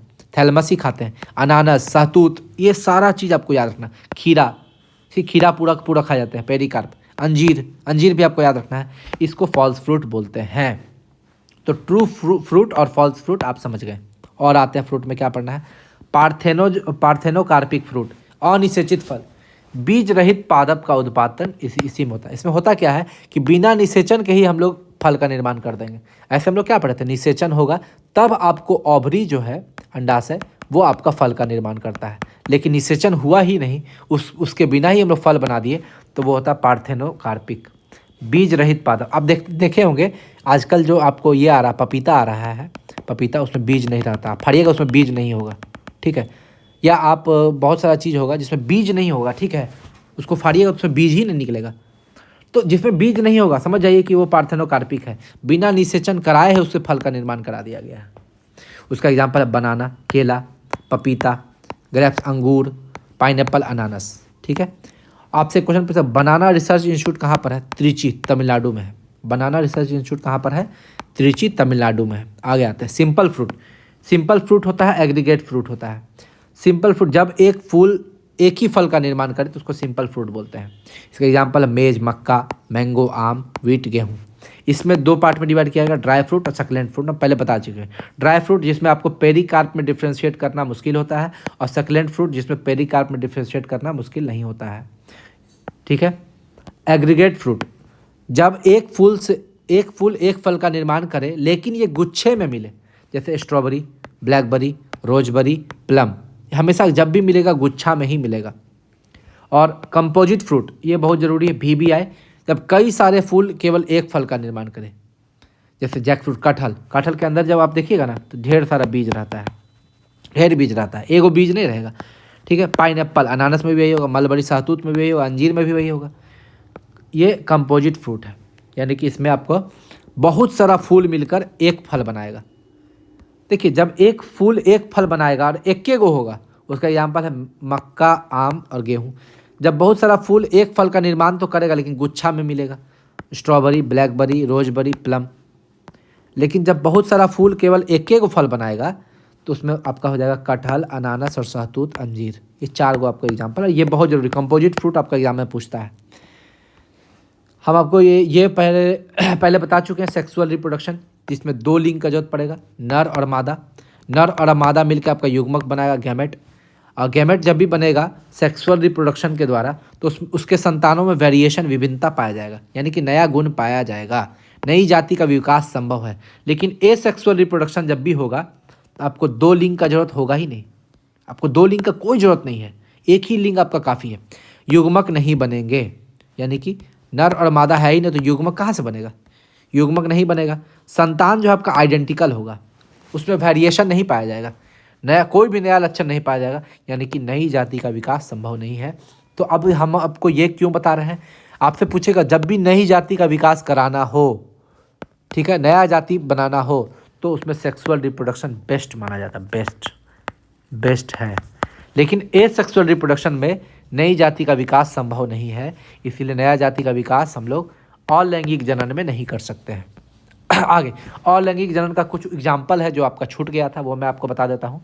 सबसे पहला था बाइनरी फिशन, यानी कि अपने ही शरीर को 2 बराबर भागों में डिवाइड कर देना, या 2 पार्ट में डिवाइड कर देना। इसका एग्जाम्पल है अमीबा, पैरामीशियम यूग्लिना। आपको सिर्फ एग्जाम्पल याद रखना है, सिर्फ आपको एग्जाम्पल याद रखना है। मल्टीपल फिशन का बात करें, बहु विखंडन का बात करें, तो ये होता है प्लाज्मोडियम में। प्लाज्मोडियम क्या करता है, एक के बार में 3-4 पार्ट में डिवाइड कर लेगा, तो मल्टीपल फिशन होता है, बहु विखंडन। फ्रेगमेंटेशन, खंडन, ये होता है स्टारफिश, स्पाइरोगायरा, शैवाल में। स्टारफिश और स्पाइरोगायरा आपको याद रखना है, फ्रेगमेंटेशन होता है। बडिंग यानी कि मुकुलन, ये कलिका के द्वारा होता है, यानी कि यीस्ट और हाइड्रा में यही होता है, बडिंग होता है। जेम्यूल, जेम्यूल किस में होता है, स्पंज में, यानी कि पोरीफेरा में। छोटे छोटे स्ट्रक्चर बनती है जो बाद में नया जीव बना लेती है। इस छोटे छोटे स्ट्रक्चर को क्या बोलते हैं आप, जेम्यूल बोलते हैं, जेम्यूल बनाती है, ठीक है। रीजनरेशन किस में होगा, पुनर्जनन प्लेनेरिया और हाइड्रा में होगा। इसमें मेन बॉडी वापस खुद को बना लेती है, यानी कि रीजनरेशन का मतलब हो गया कि अगर मान लीजिए कोई प्लांट का कोई पार्ट आप काट के अलग कर दिए ना, तो वो फिर से अपना शरीर बना लेगा। जैसे छिपकली देखिएगा, छिपकली में आपका पूंछ जो होता है, पूंछ कट जाएगा तो फिर से वहाँ पे नया पूंछ बन जाता है, उसको रीजनरेशन बोलते हैं, पुनर्जनन। तो ये पुनर्जनन किसमें होगा, प्लेनेरिया और हाइड्रा। ये आपका बेस्ट एग्जाम्पल है, प्लेनेरिया और हाइड्रा। वेजिटेटिव प्रोपेगेशन का बात करते हैं तो पादप के जड़, तना, पत्ती, इस सब के द्वारा जनन होता है, ठीक है। रूट, अब रूट के द्वारा जनन किस में होगा, शकरकंद, परवल, एस्परगस, डहेलिया, सीसम। ये 5 को ऐसा प्लांट जो हम आपको बताया है जिसमें रूट के द्वारा आपका वेजिटेटिव प्रोपेगेशन होता है, यानी कि कायिक प्रवर्धन होता है। तना के द्वारा कायिक प्रवर्धन किस में होगा, आलू, हल्दी, अदरक, प्याज, लहसुन, स्ट्रॉबेरी, गन्ना, गुलाब और दूध घास। ये जितना भी प्लांट आपको दिख रहा है इसमें आपको तना के द्वारा कायिक प्रवर्धन किया जाएगा। पत्ती का बात करें तो इसमें ब्रायोफिलम यानी कि पत्थर चट्टा एक ऐसा जीव है जिसका यूज हम लोग स्टोन रिमूव करने में करते हैं, ठीक है। ये इसका यूज, इसमें आपको पत्ती का प्रयोग होता है। पत्ती को आप ज़मीन पर लगाइएगा तो प्लांट उग जाएगा, तना लगाइएगा तो प्लांट उग जाएगा। वो किस में होता है, आलू में, हल्दी में, अदरक में। पत्ती को ज़मीन पर गाड़ दीजिएगा तो प्लांट उग जाएगा। उसका एग्जाम्पल है ब्रायोफिलम और बिगोनिया। ब्रायोफिलम को ही बोलते हैं पत्थर चट्टा।